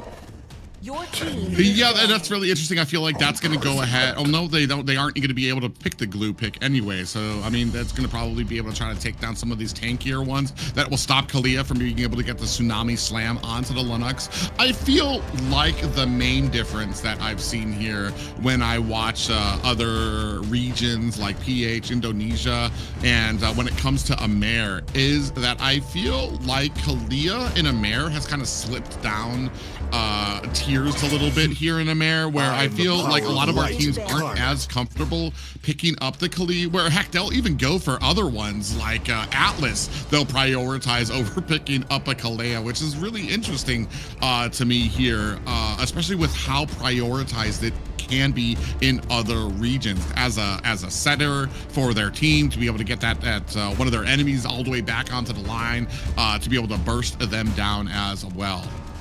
Yeah, Kalia is a great pick there. They're going for a full meta lineup right now. Harith, Harley, and Kalia here on that side. There's they picked the Lunux here on the Infinity side. They saw what the Lunux can do, so I'm kind of excited to kind of see how that goes in the hands of Lionel and see what he can do with the Lunux. Yeah. So here, analyzing the last ban here coming from DreamHack that actually goes for a Hylos. And now here, I think that now this is fanboys a time to pick the Romy one here. So I can expect anything here, but we're seeing the bans here so far. So not Atlas, Minotaur is banned, Chip is banned also. So who's gonna be here in the roaming? I don't believe that is gonna they're gonna use it. I mean, we've got Franco. Yeah, I was like, now we're out there from some of those side pickups that can come out there from some of these guys. It's going to be very interesting. Oh, we still have Claude available. I was kind of hoping we would see something crazy here. Where's the Nana pickups? Where's the Cyclopses to start coming in? I think we have to wait for the game 6s before we start seeing some of those pickups coming up from some of these teams. We're still waiting on those final 2 pickups here from DreamHack. Yeah, then they gone ahead and picked up the Claude instead. So Lunix for sure is going to be that mid lane. What are they choosing here for? They need an EXP laner and their mid laner. They already have 2 magic damage on DreamHack's side. Yeah, we can't guess right now what they're going to be choosing with how many global bans there are on the board. Oh, the Eve! We forgot all about that. Even an Arlott here to finish the composition coming out from DreamHack, the XP lane in the King's hands here. Yeah, it's a very interesting one. Okay, Ivy here with the real world manipulation, causing the damage with like this range situation here, and Arlott he can mark someone from the other side to knock up the players. So it's gonna be very interesting situation for DreamHack, but we have to wait. What is a fanboy bringing out in the last choose here? Oh yeah, Tigreal. The only thing I can think of is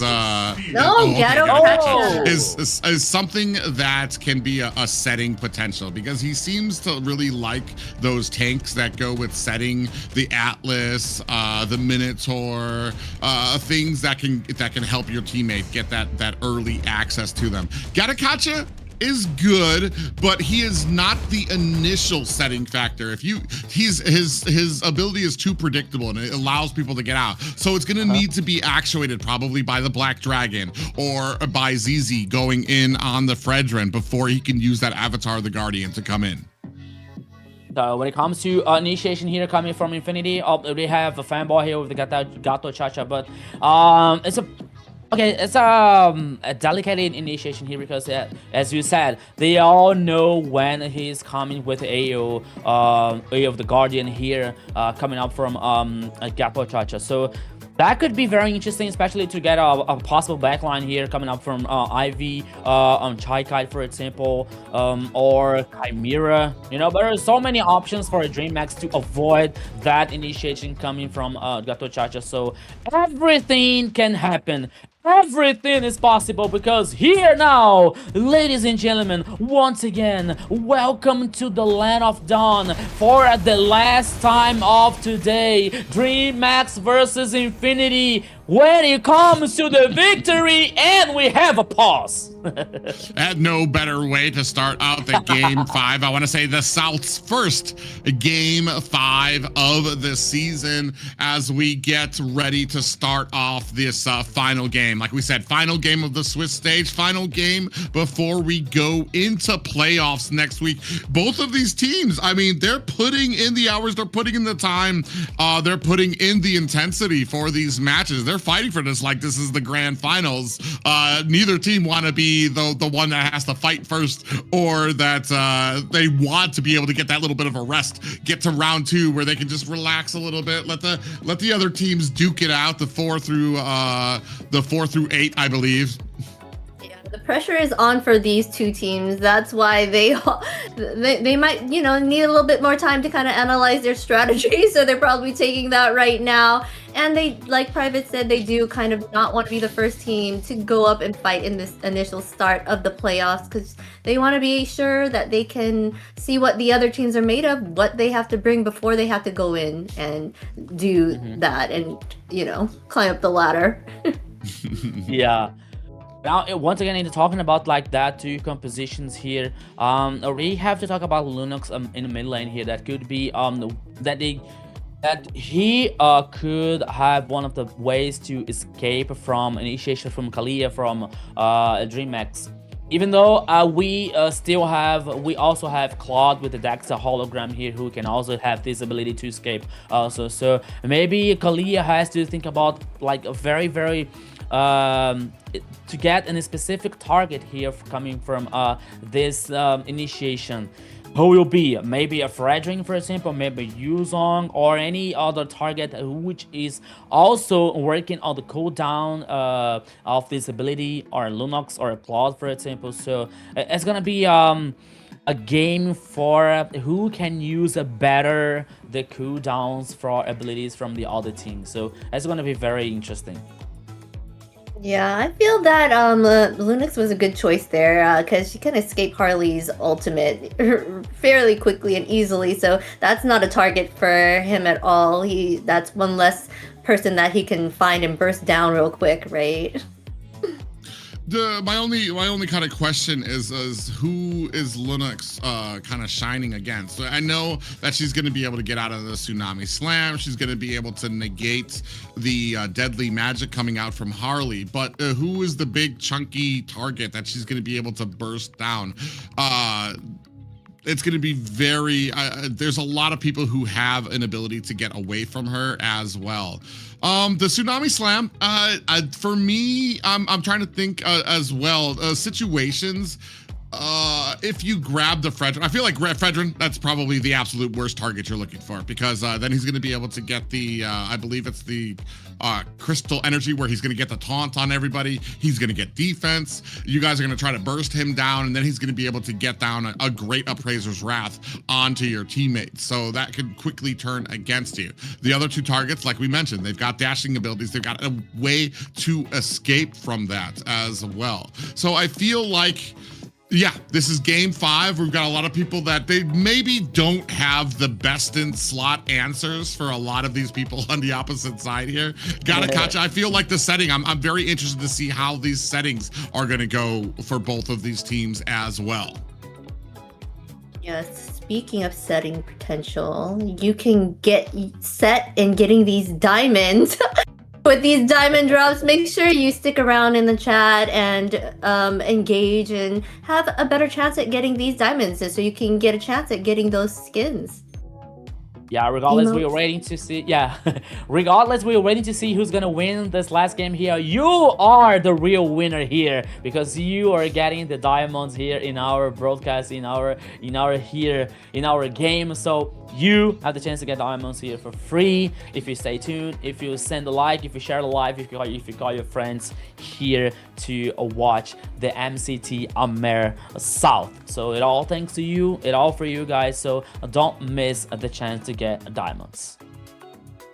Yeah, very important for all you guys. Like we said, you guys keep yourself active in the chat, keep on talking, and keep on visiting us. We do appreciate all of you guys. And if you guys do appreciate the stream, we would appreciate for you guys to go ahead, give us the thumbs up, to give us a like, subscribe, whatever that button is that gives you guys the alerts or let you guys know that we are streaming again. We really appreciate it, especially when it comes to growth wherever you guys are watching us from. Yes, we appreciate you all, and exciting matches, right? Between DreamHack and Infinity. This is a whole long thing. We're taking it all the way. Best of 5. DreamHack versus Infinity. Who would have thought? Yeah. Okay, so now I believe that we are heading back on the game for an instant here. Okay, but talking. Well, at least this gives us an opportunity. Let's throw it all out on the line. We're giving you the suspense. Let's put it out there. Game 5, our first game 5 here. 2 teams have 2 victories here. Who do we like? You're so bad. I don't know. Well, based on previous calculations and scores, I think for me, my initial thing going into this was I was thinking DreamHack might take the win based on how they had won before.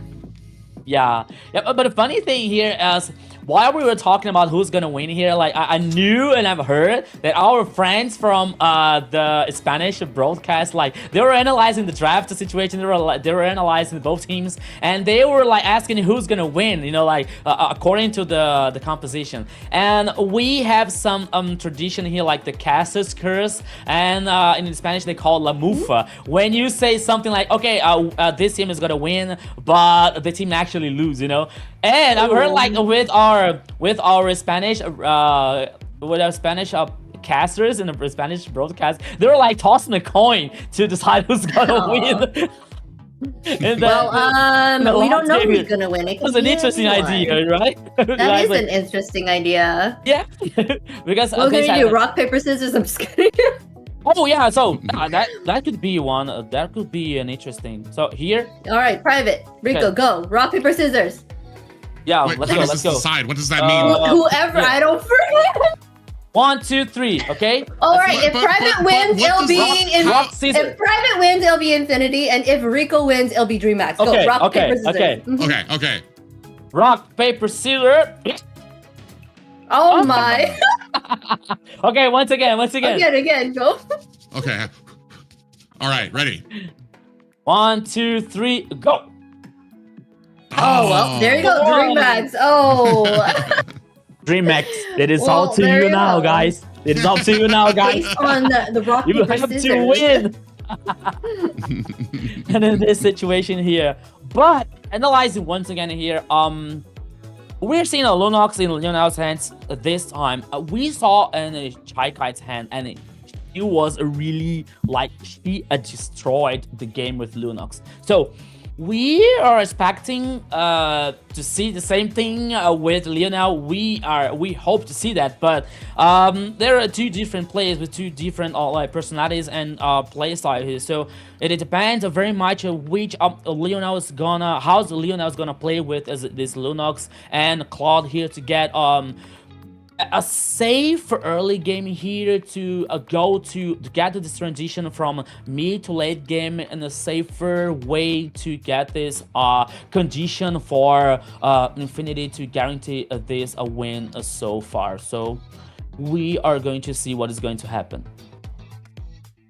Yeah, guys, unfortunately, when it does come to some of these labs, we do, when it comes to the tournament lobbies, unfortunately, there are sometimes errors that happen when it comes to the draft. So we are just waiting on them to remake everything. It's going to be the same picks and bans, same start and everything. So we're just waiting for that to happen here. But it does give us an opportunity to kind of go over where some of the strengths have been for some of these teams as well. For me, when it comes to DreamHack, their resilience and confidence when it comes into the meta, not to take anything away from Chaikai, who has been an absolute, like I said, she's stuck out to me since the first games I saw, able to really independently be this force for the team, regardless of how the team is going. Always in the right position.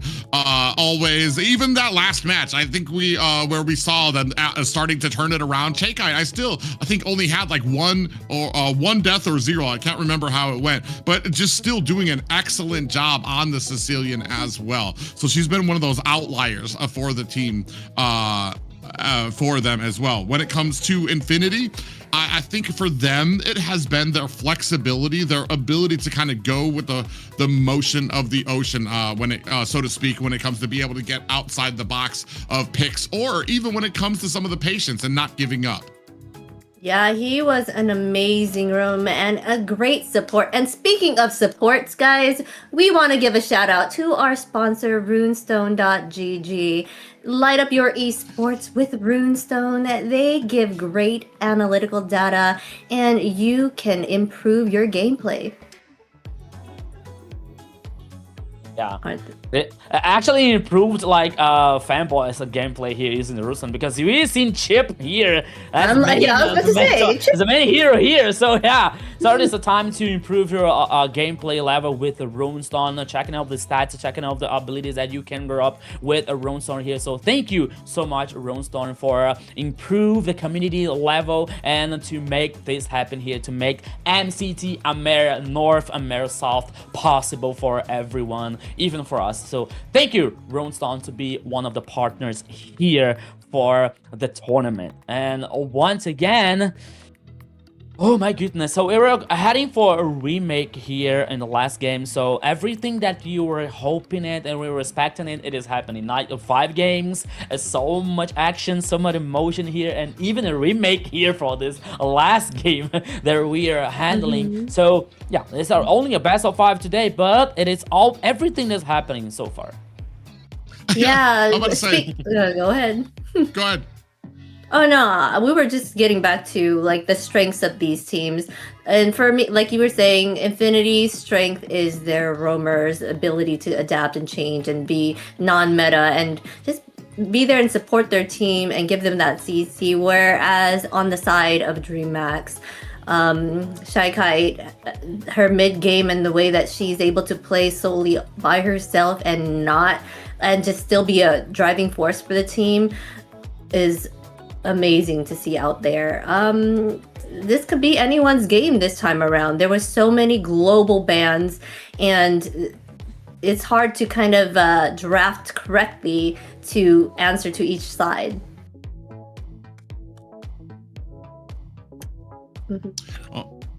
Yeah, oh yeah, I mean, yeah, sorry, got lost in my thoughts. I was trying to think ahead when it comes out to the to the draft and things like that. But I believe we have another call out there for you, Xena. Yes, ladies, make sure you do get in on the MWY Open qualifiers right now. Registrations are open for the female teams out there. Any females that want to make it in the esports scene, May 2nd through May 11th, this is your chance to get in on that and be on that stage. Show them what you've got. Yeah, so lady, hear me tonight. Okay, that's just a time to shine. To take the chance, and I'll take the opportunity to participate and join the open qualifier here for the MWY.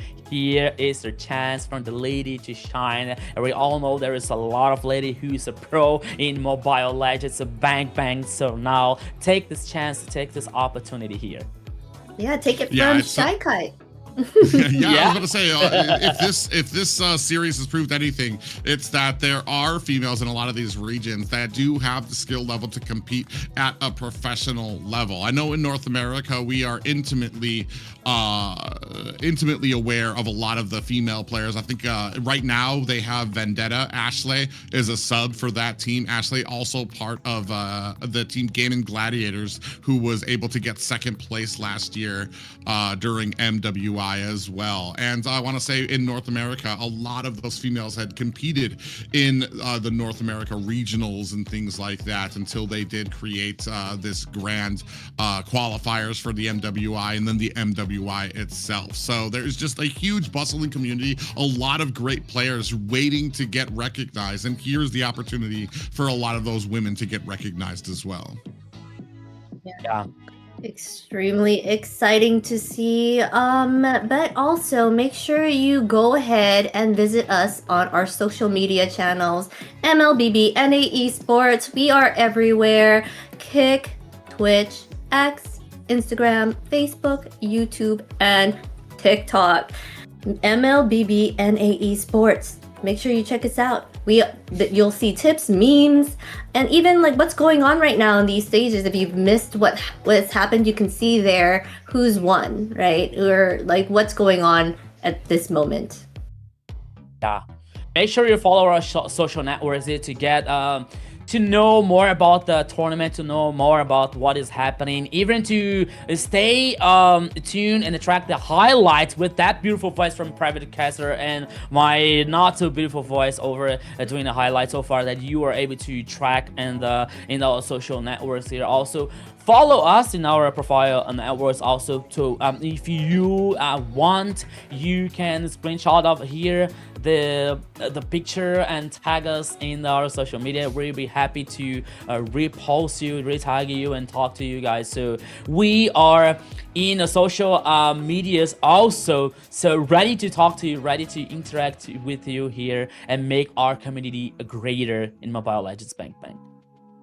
Yeah, a big shout out too for a lot of the other communities that have been joining us, as well as Indonesia and the Philippines, who have been tuning in to a lot of our casts as well. We definitely appreciate you guys. Like we said, share it with all your friends and family so that we can start continuing to grow here in the AMER. This has been a monumental event already for the start. Like a huge, it's history making, because we have this entire, not just a single continent, but two continents put together into one region here that are going to eventually, North and South are going to come together at the end of this to duke it out, to see who will reign supreme as the priority pick and who will go into MWI as the wild card.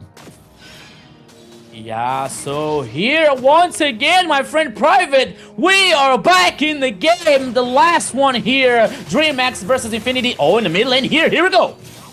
Yeah, already, like you said, history being made here. Game 5, Fanboy in a little bit of trouble here. Actually, very, very low, but gets some of that health back. Looking for an escape, zigzagging back and forth, but a jump style comes in with the kill to take down Fanboy.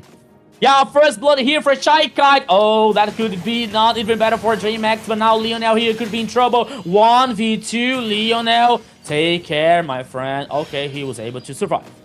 Oh, the top side. Oh, King in a little bit of trouble here. Might want to back off, but he's trying to lure in Rusi for this fight. Jump style going to be able to find a kill there. 2-0 for DreamHack.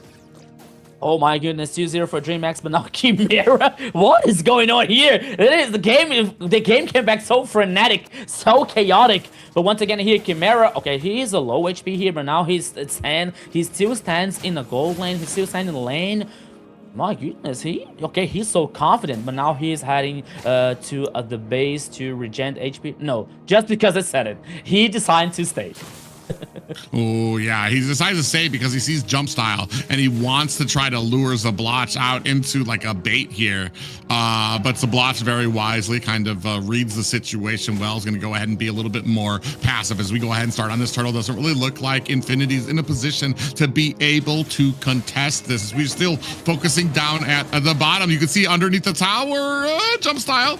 Oh, real manipulation comes out of there. Zabloch still able to walk over that. Is going to have to use his Petrify. Here come the reinforcements in the form of Infinity. On the back line, Lionel trying to take down Kite, looking for the damage. Kite is trying to get under the safety of the tower, zigzagging back and forth. In comes the blazing duet from Zabloch and taken down by Chimera. Fanboy able to reply in kind as well. 2 kills for the side of Infinity, 1 for DreamHack, bringing us to a 3-2 game.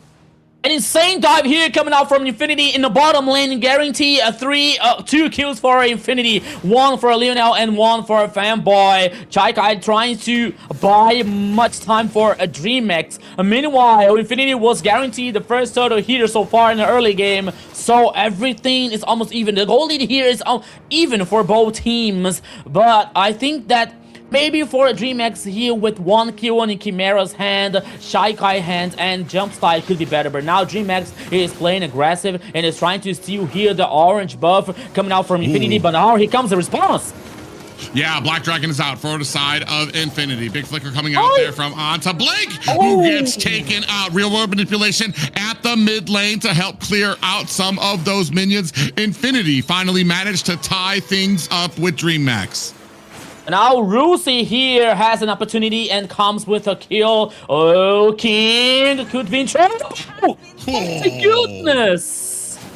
Yeah, King unfortunately took a decent amount of damage from Rusi. We do have the Blazing Duet coming out there. Chimera immediately throws down the Zaman Forest. Zablot's going to go back to his tower. Jumpstyle goes in underneath. Deadly Magic is going to be able to finish the job. Jumpstyle finds a kill under his belt for his team as well. And Infinity just a few seconds too late for that counter. Fanboy looking for an escape. Going to go ahead and get around. I believe this will be the second turtle of the game. Infinity looking to maybe be able to contest this. Blink comes down, lands down onto the backside, finds himself a Tsunami Slam as well. Gets taken down, but earns his team their second turtle of the game. The chaos here for both teams playing in that situation, but now the Tsunami Slam. Oh, an enemy lane here. Oh! Yeah, we do have a blazing or real world manipulation that comes out, and unfortunately, Lionel had already used that brilliance earlier. So a great paying attention there by Chaikai to understand what was up and what was down for them. Rusi comes in, Black Dragon is out onto Jumpstyle. Jumpstyle actually might be in a little bit of trouble here. He's gonna have to use that teleport to get out of harm's way. Rusi wisely going underneath the bush to try to help protect his lane. Yeah, meanwhile here Infinity is trying to respond something in the bottom lane here while I have two players from in DreamX in the top side, but now here comes Rusi once again, 1v2! Yeah, he's able to find Jumpstyle there. Final Slash comes out from King, but you could see that passive feeding into Rusi, giving him all the health that he needed. King in a little bit of trouble here. Out comes the Avatar of the Guardian on the backside. King goes in and gets taken out. 7-5 right now. Both teams essentially standing in the middle of the ring, throwing out haymakers, continuing this fast-paced game. Who will run out of stamina first as we see the first tower of the game go down for the side of DreamX? No time here for taking a breath for both teams, but now here comes the first tower in favor for Infinity in the top side. Now King has to do with some struggling in the top side here, but now he is heading on the mid lane because okay, maybe the situation could be a little harder for DreamX. We're seeing the items here so far, glowing wand. Oh, Zablack Zero is able to force back to play safe in the tower, even after their Harley's ultimate. Claude with the Demon Hunter. The chaos here in the Land of Dawn in this last game, my friend Private. Yeah, and you can see there, the only problem here is that the Black Dragon right now is just becoming this huge force right now. 4-0 right now. Rusi gonna go. Avatar of the Guardian comes out. Still trying to latch on a Jake. Finds the kill deep into the back lines there for Infinity. 5-9 right now. Infinity is on a roll. This is gonna go ahead and open up this turtle for them.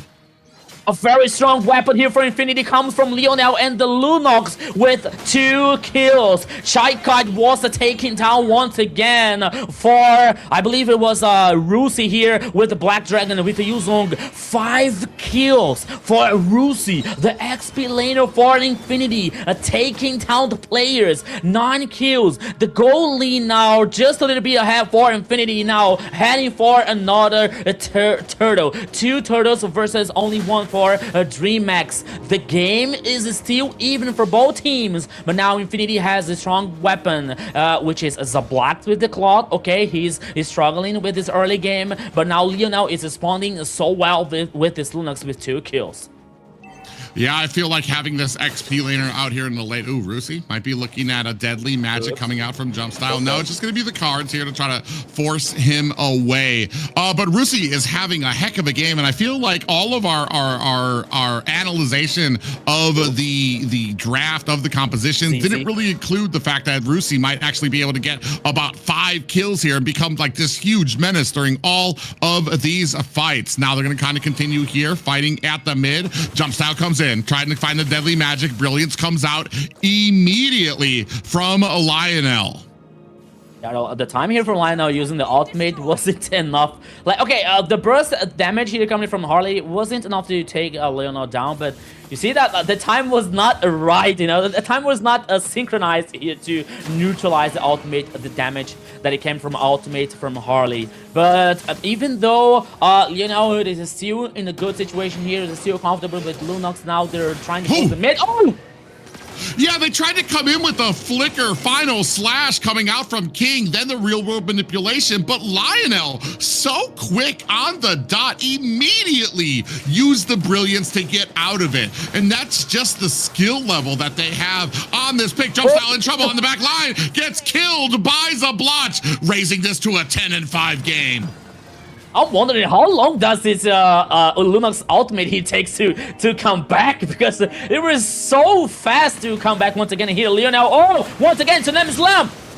Yeah, ZZ in a little bit of trouble here, gets Tsunami slammed underneath the tower. Lionel able to go ahead and pay that back to Blink. Black Dragon is out. Fanboy finds a kill onto Chimera. Black Dragon deep into the backside. Decides against chasing down Jay Kite, especially with King right there. But this is going to open up the first game Lord for the side of Infinity.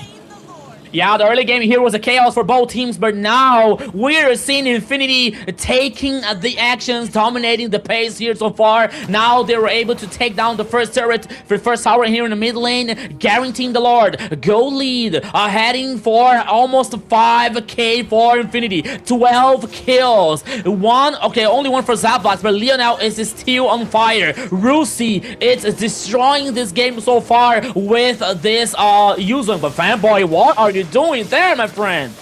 Oh yeah, he's very low. Just got final slash down to the lower lane. The Zaman Force got laid out. You see that the Eve gonna go lay down that real world manipulation. Zablotch gonna have to use his blazing duet to get himself out of harm's way. All the while this is going on, the Lord is fighting his way through the top lane right now. 28k to 32k. Ooh, a little bit of engagement. Tsunami Slam onto the backside. Blink gonna go ahead and force this fight out. Black Dragon is not enough to save Rusi from Che Kite. Now the fight continues. The brilliance is out. Ooh, a nice little flicker coming out there from Blink. Jump style able to find the kill onto Lionel. That's going to be 2 down for Infinity. Jump style here was very clever to wait Lunox ultimate here to end to take down with the burst damage coming up from his ultimate. He was so clever now. DreamHack taking down 2 players for Infinity. Okay, they are able to take down the tower in the top side, but that was it. That was only. So DreamHack is heading back in the game. The goal lead now, the distance, it is just a little bit far from Infinity, but it was bigger in the past. But now Fanboy here is trying to defend. Oh, here comes again. So them is Lump. Yeah, another engagement coming in with the blazing duet started out by Zablotch. Zablotch able to find a kill onto Blink while Lionel answers it back to Chimera. Black Dragon is out. It's got Che Kite in its sight. It's going to put some damage on there. Dodging in there is Che Kite, just narrowly able to get away, but it's going to allow Infinity the space they need to clear out all the towers except for the high grounds from DreamHack. Yeah, but now I have the impression here that maybe the synergy for DreamHack in this game is not completely, it's not in the same page, because we were seeing like twice or 3 times here. Oh my goodness! DreamHack might be in trouble. He's going to have to use that teleport to get back. Rusi going to take a face full of deadly magic and cards. Looking for the teleport, and he's going to use that teleport to get away. Fanboy on the side. ZZ coming from the side and the flank, trying to get that damage onto Jump Style, but being escorted by the rest of DreamHack to safety. Yeah, Chaos once again here. What Jump Style was able to survive, but once again, oh, here comes Tsunami Slam. Yeah, no, Tsunami Slam backed up, and Chimera able to find a kill onto Zablat. We had the real world manipulation down.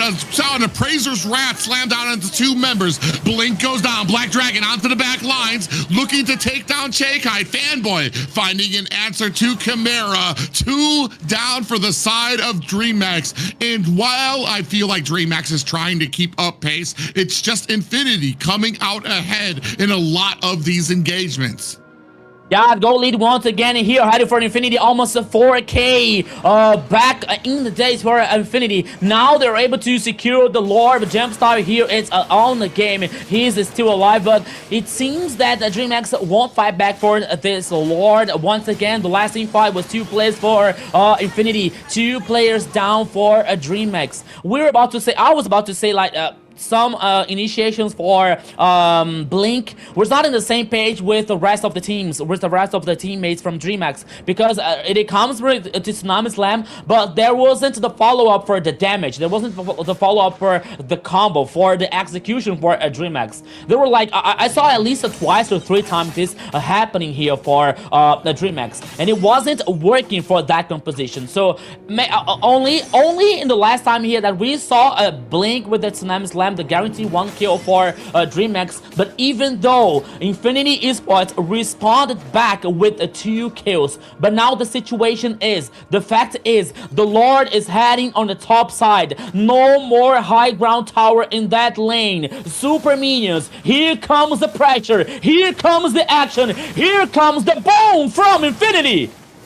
Yeah, Black Dragon is out, searching around, trying to find a good possible contender onto Chakai. They do find a big avatar of the Guardian. Fanboy might be going down. Chakai able to answer back there. Underneath the tower, Infinity might have overstayed their welcome as they get beat back. 1 down in the form of a Fanboy. But I do want to say, I feel like we talked about worst case scenarios for the Tsunami Slam, and twice it's already happened where Blink is only able to grab ZZ, one of the tankiest heroes on Infinity's side. Now you've got ZZ on the back line with your team, and he's going to be able to get all these defense. He's going to be able to get that Appraiser's Wrath onto them. Another Tsunami Slam comes out against Rusi with the deadly magic. Blink might be in trouble, gets taken down immediately by Infinity.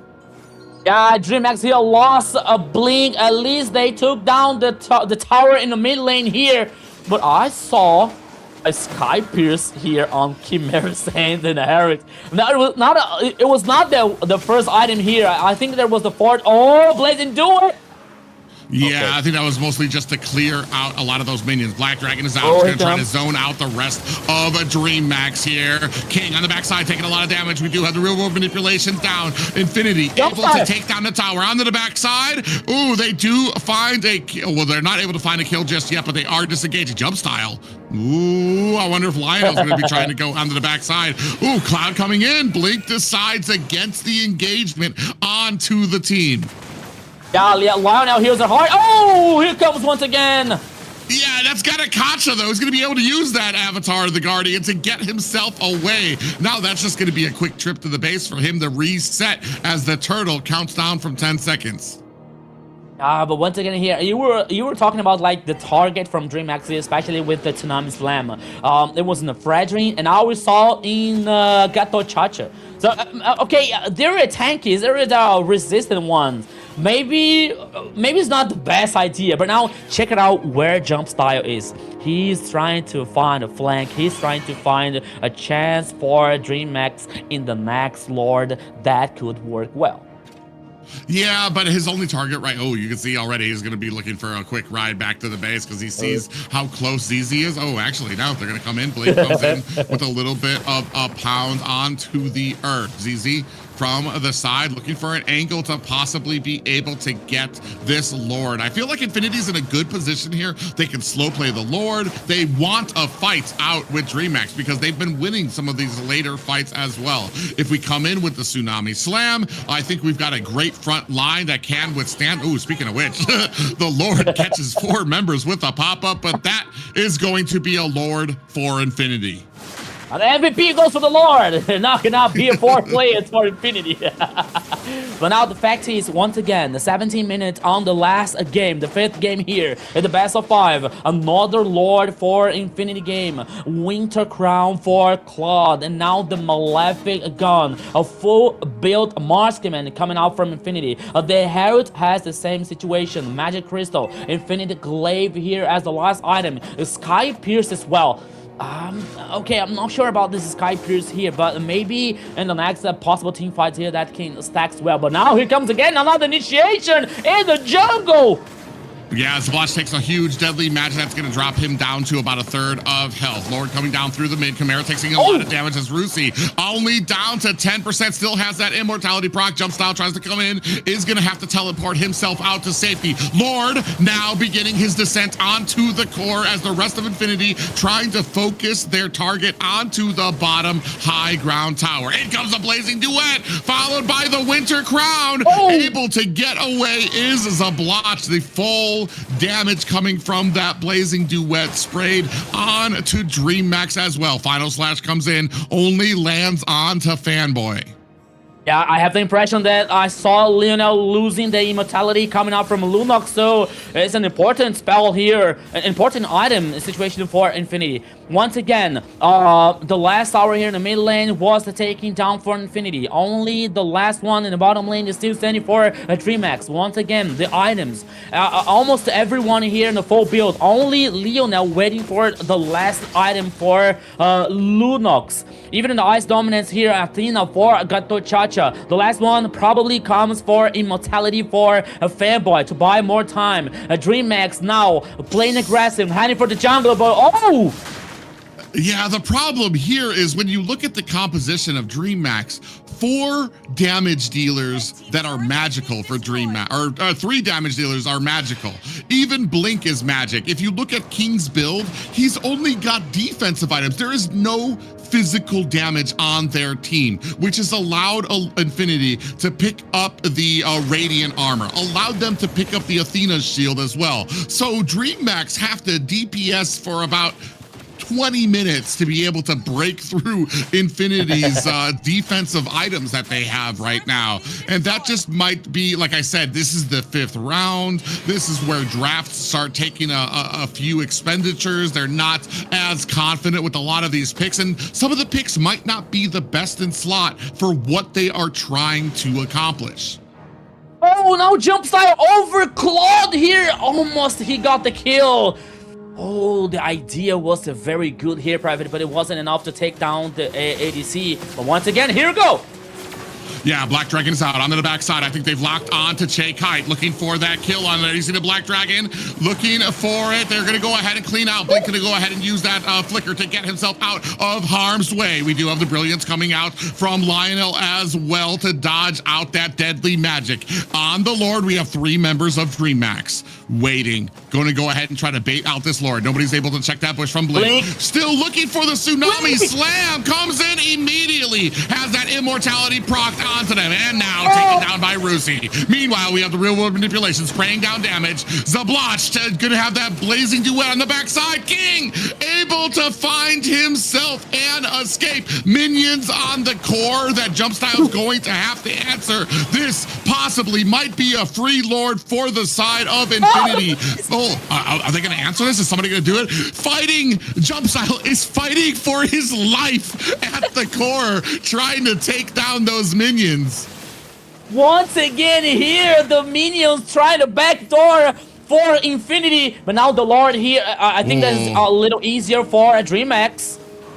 Yeah, they're going to try it, but ZZ's in a great position. They're not going to be able to. Lord has been reset. Black Dragon is out now for the side of Infinity. I don't know if they've been able to find Che Kite just yet. Now coming in, Rusi going to take a face full of that Zaman Force. Down to 10%. Lord, who's going to get it? The Appraiser's Wrath with the Retribution hands the Lord over to ZZ. Now Infinity looking for their escape. ZZ very slow to get out. Are they going to be able to protect them? Winter Crown is out as well as Chimera cleans up the job. They got the Lord, but they are down to 3 players on the side of Infinity. Infinity here got the Lord, but they lost the 2 players. The Lord, I'm sorry, marching on the mid lane. But I don't think that Infinity is gonna take a good advantage. Oh, what does he do it? Oh my goodness. Jump style is the terror. It's terrifying everyone over Infinity here in the jungler with this Harley so far. But once again, the Lord guaranteed by Infinity comes for nothing, because with the last 2 players, they were not able to do anything. And once again, look at where Jump style is. He always trying to find someone in the jungle. He's always trying to find someone lost here to get a burst damage, to get a possibly potential pick off here for a DreamHack. So Infinity has to take care. Infinity has to be aware of that situation coming up for a Harley of Jump style. Yeah, the only problem now is at the 23-minute mark, you're starting to lose the favorability with this Black Dragon. Well, not starting to, that should already have flipped. Roosie's gonna have a lot of trouble. He can get back there, he can get vision onto Kite, but he can no longer be the solo force that is able to take down Kite in the back line. And unfortunately, they don't have a lot of people besides Fanboy that can join him in that type of fight. Once they join him, you're gonna have your back line wide open as well. So it is a very tricky composition to work with now at the 23-minute mark. Ooh, actually, they might have a lock on the Harley. Are gonna be able to find the flank? You see Fanboy going out, Avatar the Guardian comes down, and a Black Dragon. That's a lot of, that's 2 ultimates used here with 23 seconds left on the Lord.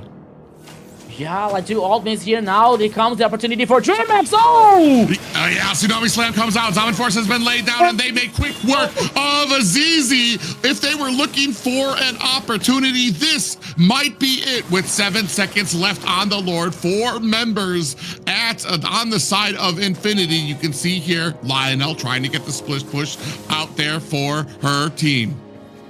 Infinity Sports, what did you do here? Using ultimates for nothing, and now you lost the jungler, you lost the retribution situation here. Lionel was able now to head back to fight back this Lord. He could find a flank, but now look at the King. Look at King once again. Here it comes.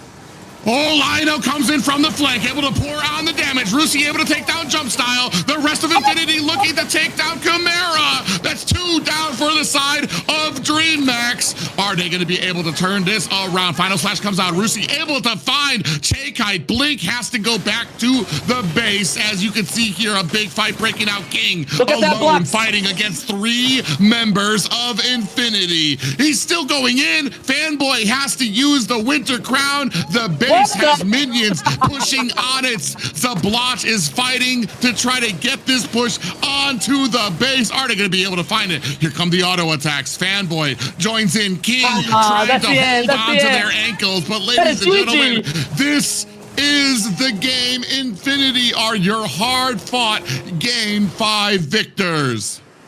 This is what MCTAMER South is a best of 5 here with the 5 games. And it goes for Infinity with the 3-2 here. Xena. What a match that was, right? High bloodshed. It was chaos. That is a way to end the Swiss stage, I would say. We went the full best of 5 there. We had what was it? Jump Style was getting the jump in the early game with 2 kills and securing that first turtle. But after that, Rusi was dominating the field and taking it in for his team. And that power struggle that they were having, whew, Infinity then claims it, right? So, wow. That's all I got to say about that. Especially that early game, it was the perfect early game that Infinity could have asked for, because especially with Rusi getting a lot of the kills, that meant that the threat of Kite in the early to mid game was completely nullified. Every single time that Black Dragon went out, it said, I have one purpose. Where is Kite? I'm gonna find Kite. And as soon as they were able to find it, able to latch onto there, even if he wasn't able to get the kill, he would push Kite far enough to the back that she would not be part of any of these fights. Yeah, and that's one of the situation for static mages here. So Takeout was an Ivy here, was not able to. There's not so many ways to escape. So much mobility coming from an Ivy here. So it was very difficult for for a Chai Kite here to do something. But even though Infinity, after the early game here with a so aggressive one, with so in favor to Infinity, it was able to hand that situation, you know, because we can say that the game was close. The game was close because we got Chimeras, a dangerous situation here. We got a Chai Kite, even jump fire with Harley, you know, burst damage here, trying to burst a Cloud, for example, or even Lunox now that we saw like at least twice or 3 times, you know. But even though here the macro was so good for Infinity, the map were so good for Infinity, they had like the super minions the most of the time is in the top lane and even in the mid lane here to always to war and concern DreamHack to force someone to go back in the base, as we saw that already almost minions once again doing the backdoor winning the game for Infinity once again. So even though the game was like 25 minutes long here, as we're seeing the 71 team participation for King, 74 for Lionel here, 70 for Fanboy. Even though like the game was really like in favor for Infinity, even though because of Lionel, even though we see Lionel like sometimes not like being afraid of even a jump styles situation, or Zablocks here not like using the blazing duet so well with some situations, but they were enough here to guarantee the victory for Infinity so far after 25 minutes and 30 seconds in this last game. Yeah, Dream Max, we're having a hard time there. The Kalea did not do as well as they hoped that she would. She was not able to protect the team, and the fact that they drafted well, choosing that Yuzong against Shay Kite, Yi, like Rico was saying, she stands still and very, you know, just being able to get to her with that Yuzong was a big factor in this win. All right, our MVP, this player didn't just show up, they took over the game at the end, or somehow they were able to dish that damage. It ended up being Lionel here with that Lunix, showing Shay Kite what it was all about, with 6-3, 11 KDA, 95.9k total damage, and 657 golds per minute. I want to say too, I was a little skeptical on Lionel just because I felt like defensively it provided a lot with the brilliance, but I feel like especially when you have a composition that includes Kalea, that includes Arlott, that's all you really needed. There was a lot of opportunities where you saw them go in, land a final slash, land a tsunami slam, but it was on the wrong person. It was on Lionel, who would immediately, and I'm talking about no hesitation, almost like they baited it out so that they could get caught, just so that they could use the brilliance to get out of harm's way. And that was just such a great job done by Lionel for that as well. And I feel like that was the biggest problem with the draft coming out from DreamHack. You had 2 initiating factors, 2 initiations that were supposed on getting to the front line and pulling that front line back. But the side of Infinity did such a good job of making sure that none of their squishies were those targets. And if it was a squishy target, it was somebody like Lionel who could get out of it. Or it was the Fredrin, or it was Gatakacha who would be getting caught. And those were some big punishing blows, because as soon as that came out, it actuated the team. As soon as they landed a tsunami slam, the team DreamHack said, all right, boys, we're all in. The real world manipulation came out. The Zaman Force came out. All of these ultimates laid to try to take down a tanky hero, or to try to take down a hero who could negate all of that damage, and then they would be able to turn those fights around. You're absolutely right here when it comes to MVP for Lionel. Even though I was wondering, like sometimes Lionel was like playing more in defense, for example, using the brilliance here just to survive or escape, like from the burst coming from the Harley's ultimate, for example, or with the Harriet one. He was solid. He was like good, and he was playing comfortable for this Infinity's composition with a Lunox that we already know, that we all know, like this potential for late game, this a true damage that can melt down anyone in front of him also. So maybe it was not like, maybe it was not the same performance as a Chikai using the Lunox here, but he was a very good and very solid to guarantee this victory for Infinity in this best of 5. It's so chaotic, so wild here with a 5 game. So 3-2 for Infinity.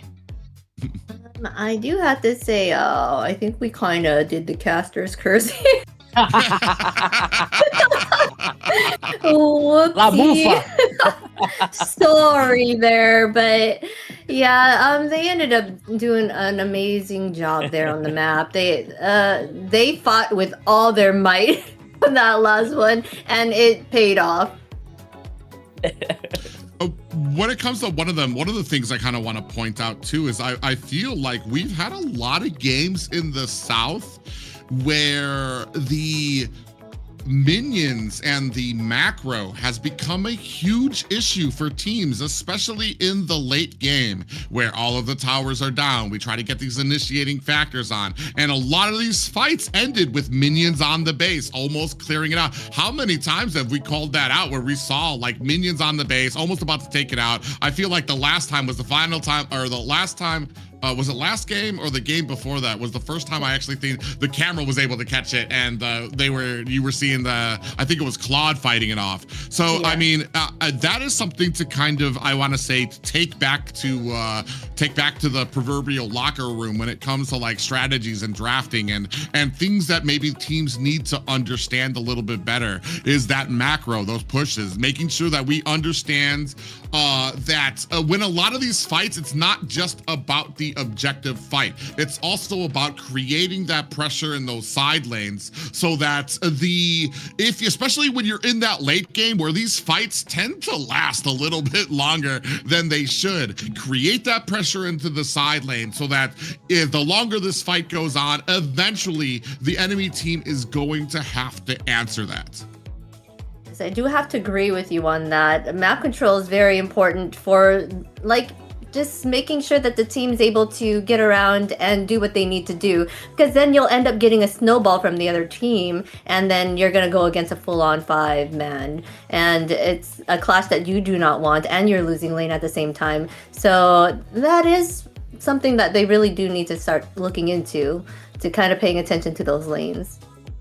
Yeah, and by the time that we were talking about Mobile Legends, and we're talking about like a MOBA, which always the people say, usually they say that it's a turn game, like one attack and then other one attack later, and we are talking about a tempo situation, for example. So when you use the macro in your favor, like not only to push the minion, because sometimes when we talk about macro, there are some people who understand like, okay, so we have to push the minion waves, No, sometimes you have to freeze one. Sometimes you have to stack these minion waves to avoid resources and farm to the enemy, for example. So working in a macro situation, not only working in a high tempo, for example, not only working and forward, but knowing that when you can like calm down, when you have to dominate the pace on the game, for example, not only for the objectives, but for the sides, for the lane assignment that comes later. After the lane phase, you have to work in a lane assignment all the time to respond that minion waves, to respond that tempo, to respond that situation that comes from both teams, and to control and manage the objective in a sequence, for example. So the macro is a very, very important coming out for any games or any situation here in AMER South, AMER North, and any other region. So macro is a very important, and they have to study, and we have to know more about it to like evolve in the game, to grow up a little more. Yeah, I do have to say that macro is important, but then sometimes some people focus too much on the macro and don't get into those team fights with their team. And that can also be a big factor in their loss, because that one moment that you're there with your team could help you turn the tides. I'm a firm believer when we're talking about split pushing, that needs to be a team decision. I hate watching a team fail in a fight because the marksman decided he wasn't going to join the fight, and he was going to try to be the one-man army trying to push up at the side lane. And I want to say a lot of times you can tell when it is a team's decision, because the push is a very subtle one. You'll see the push, and then you'll see the marksman on the mini map start kind of egging back and forth. Like, is he going to join? Do they want me to join the fight, or do you want me to push? Do you want me to join the fight? You got the fight? Okay, I'm just going to push. Or I'm all right, I'm coming in to help, guys. And then somebody's going to have to go answer it. That comes down to a team decision. One thing I want to say, though, is I feel like Infinity has had a huge growth here from the first week that we have seen them here.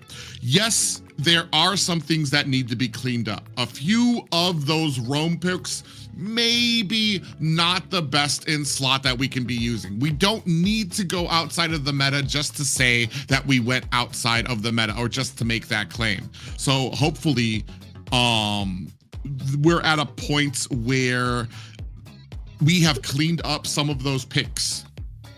Okay. I was seeing the, I'm back, guys. The Matrix did not claim me, but yeah, I was gonna say, hopefully we're at a point where we have cleaned up some of those picks for them, and we don't really have to worry about some of these roams that can come out. I feel like we've got a good handle on a lot of roams that we like, and that we use, and that we were successful with, and that our team was able to kind of collaborate with. Focus on those, focus on the meta, and I feel like Infinity could have a very successful run of these playoffs. Yeah, and it is very funny about like talking about macro situation, because we were talking about in the competitive scenario here. But I don't know if it happens to you guys, but when I'm playing a ranked game, for example, when I see some crazy guy like running off the enemy, like trying to get the kill, or trying to get like, okay, I wanna take some kind of advantage, and when you say, oh, hey guys, please, play safe. No, kill. No, kill doesn't win the game. It's not only about the kill. And the guy said, oh, I never seen a dead hero defending the tower, for example. So no, but hey, don't worry. Kill is not only the main thing in the game. So you have to think about the other situations. Have to think about like defending towers, guarantee the minion waves, guarantee the objective here. So everything has to be on the same page. Everything has to be on the same side of the coin here. So yeah, I'm talking about the ranked games, the casual ones. But when it comes to competitive, this can't be, and it has to be very strong side for any team if they want to be champion, if they want to reach the top, if they want to get this high performance.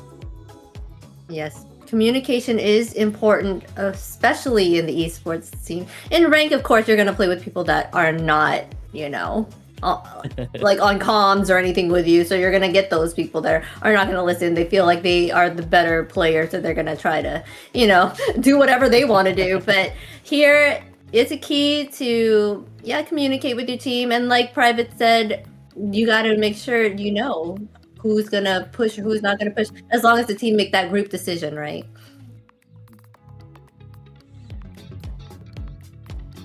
All right, and here we are. For the North group, we will have Stamina versus U2 Esports, and then we have Lionel versus Leviton, and this will be on Thursday of next week.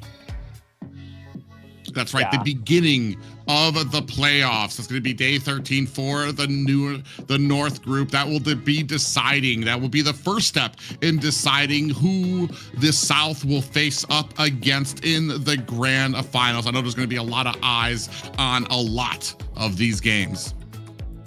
Yeah, two insane games here coming out for MCTAMER North. This 7A, which has an average performance so far. U2 that they need to prove themselves that they are able to win the AMER North here. On the other hand, we have Lion Esports here, which has surprisingly in a positive way for the performance.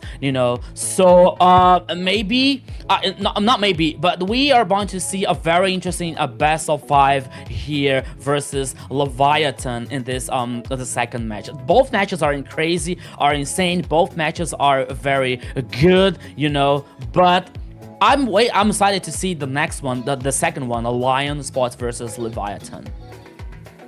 Yeah, and this is the start of the playoffs, right? It's going into the playoffs, and this will be the first match for that. So it's going to be an exciting run and a new set of tournament things that we need to go through. So I know I'll be watching this as well. I've been watching the North very closely, of course, because I'm biased and I love the North, so I'm always gonna keep an eye on a lot of these familiar players. But this, I believe, this is 8th through 5th place here as well for both of these teams. Or for all of these teams. So that's gonna be the first round for all of them, and that's exactly what I believe they were fighting for here. That's where DreamMax has ended up here for us. That on day 1 of our playoffs here for the South, it will feature DreamMax and the rest of, I believe, 5th through 8th place as well. All right, and we do want to give a quick shout out again to our sponsors. We cannot thank them enough for sponsoring us, Runestone. Runestone, but also the Open Qualifiers, guys. I always want to thank them, but we also want to let y'all know before that, we have open registration for the MWI. We got the women's league here going on, so be sure, you ladies, you teams out there, make sure you get together and get in before it ends, May 2nd through May 11th here, and you get your chance at being in the big leagues on the stage with everyone else, Yeah, when it comes to pursue your dreams, so here's the chance for you ladies. Now the open qualifiers here for the MWI are open registration. So you have the inspirations to it. You have Chai, for example. You have Ashley. You have another female players, which are very, very good in this scenario. So it all comes to you, ladies. This is your time to shine. Yes, you have what it takes. And right now, I do want to thank, for real this time, our Runestone sponsor, runestone.gg. Light up your esports and get those data and analytics to get your game on the next level. Yeah, a big shout out to them for making this broadcast possible. But like you said, if you want a company that is taking gaming as seriously and as passionate as you do, look no further than runestone.gg. Runestone. And remember, guys, be sure to follow us on the social pages, MLBB Esports. We're everywhere that you can find us. I'll go backwards this time. TikTok, YouTube, Facebook, Instagram, X, Twitch, and Kick. We will have all of the standings on there, as well as who's won, who's lost, and tips and tricks, and even little highlights. So you want a little quick highlight from our casters here, it'll be on there as well. Yeah, everything here, everything you can find in our social network. So make sure you can follow us with the back notes, with some memes, with some content creators over there. So everything you can find in our social networks here, so you can find in MLBB Esports. So stay tuned. So keep following us, okay, and get to know more about what is happening on the MLBB ecosystem. Yeah, it does lay out a lot of the channels that you can follow when the games are going on, all of our partners, and you can even find out if you guys want to connect with us as well, the casters and the host. All the information that you may have missed, you can find there on our socials. Yes. Super, I love the social channels, right? I always go in and look and see what everyone's doing. They even did one with Odette showing up, right? Like one of our casters here was able to cosplay as Odette, and it was pretty cool to see. Yeah, so now I think that it's time for us to say goodbye, Zina. Sadly.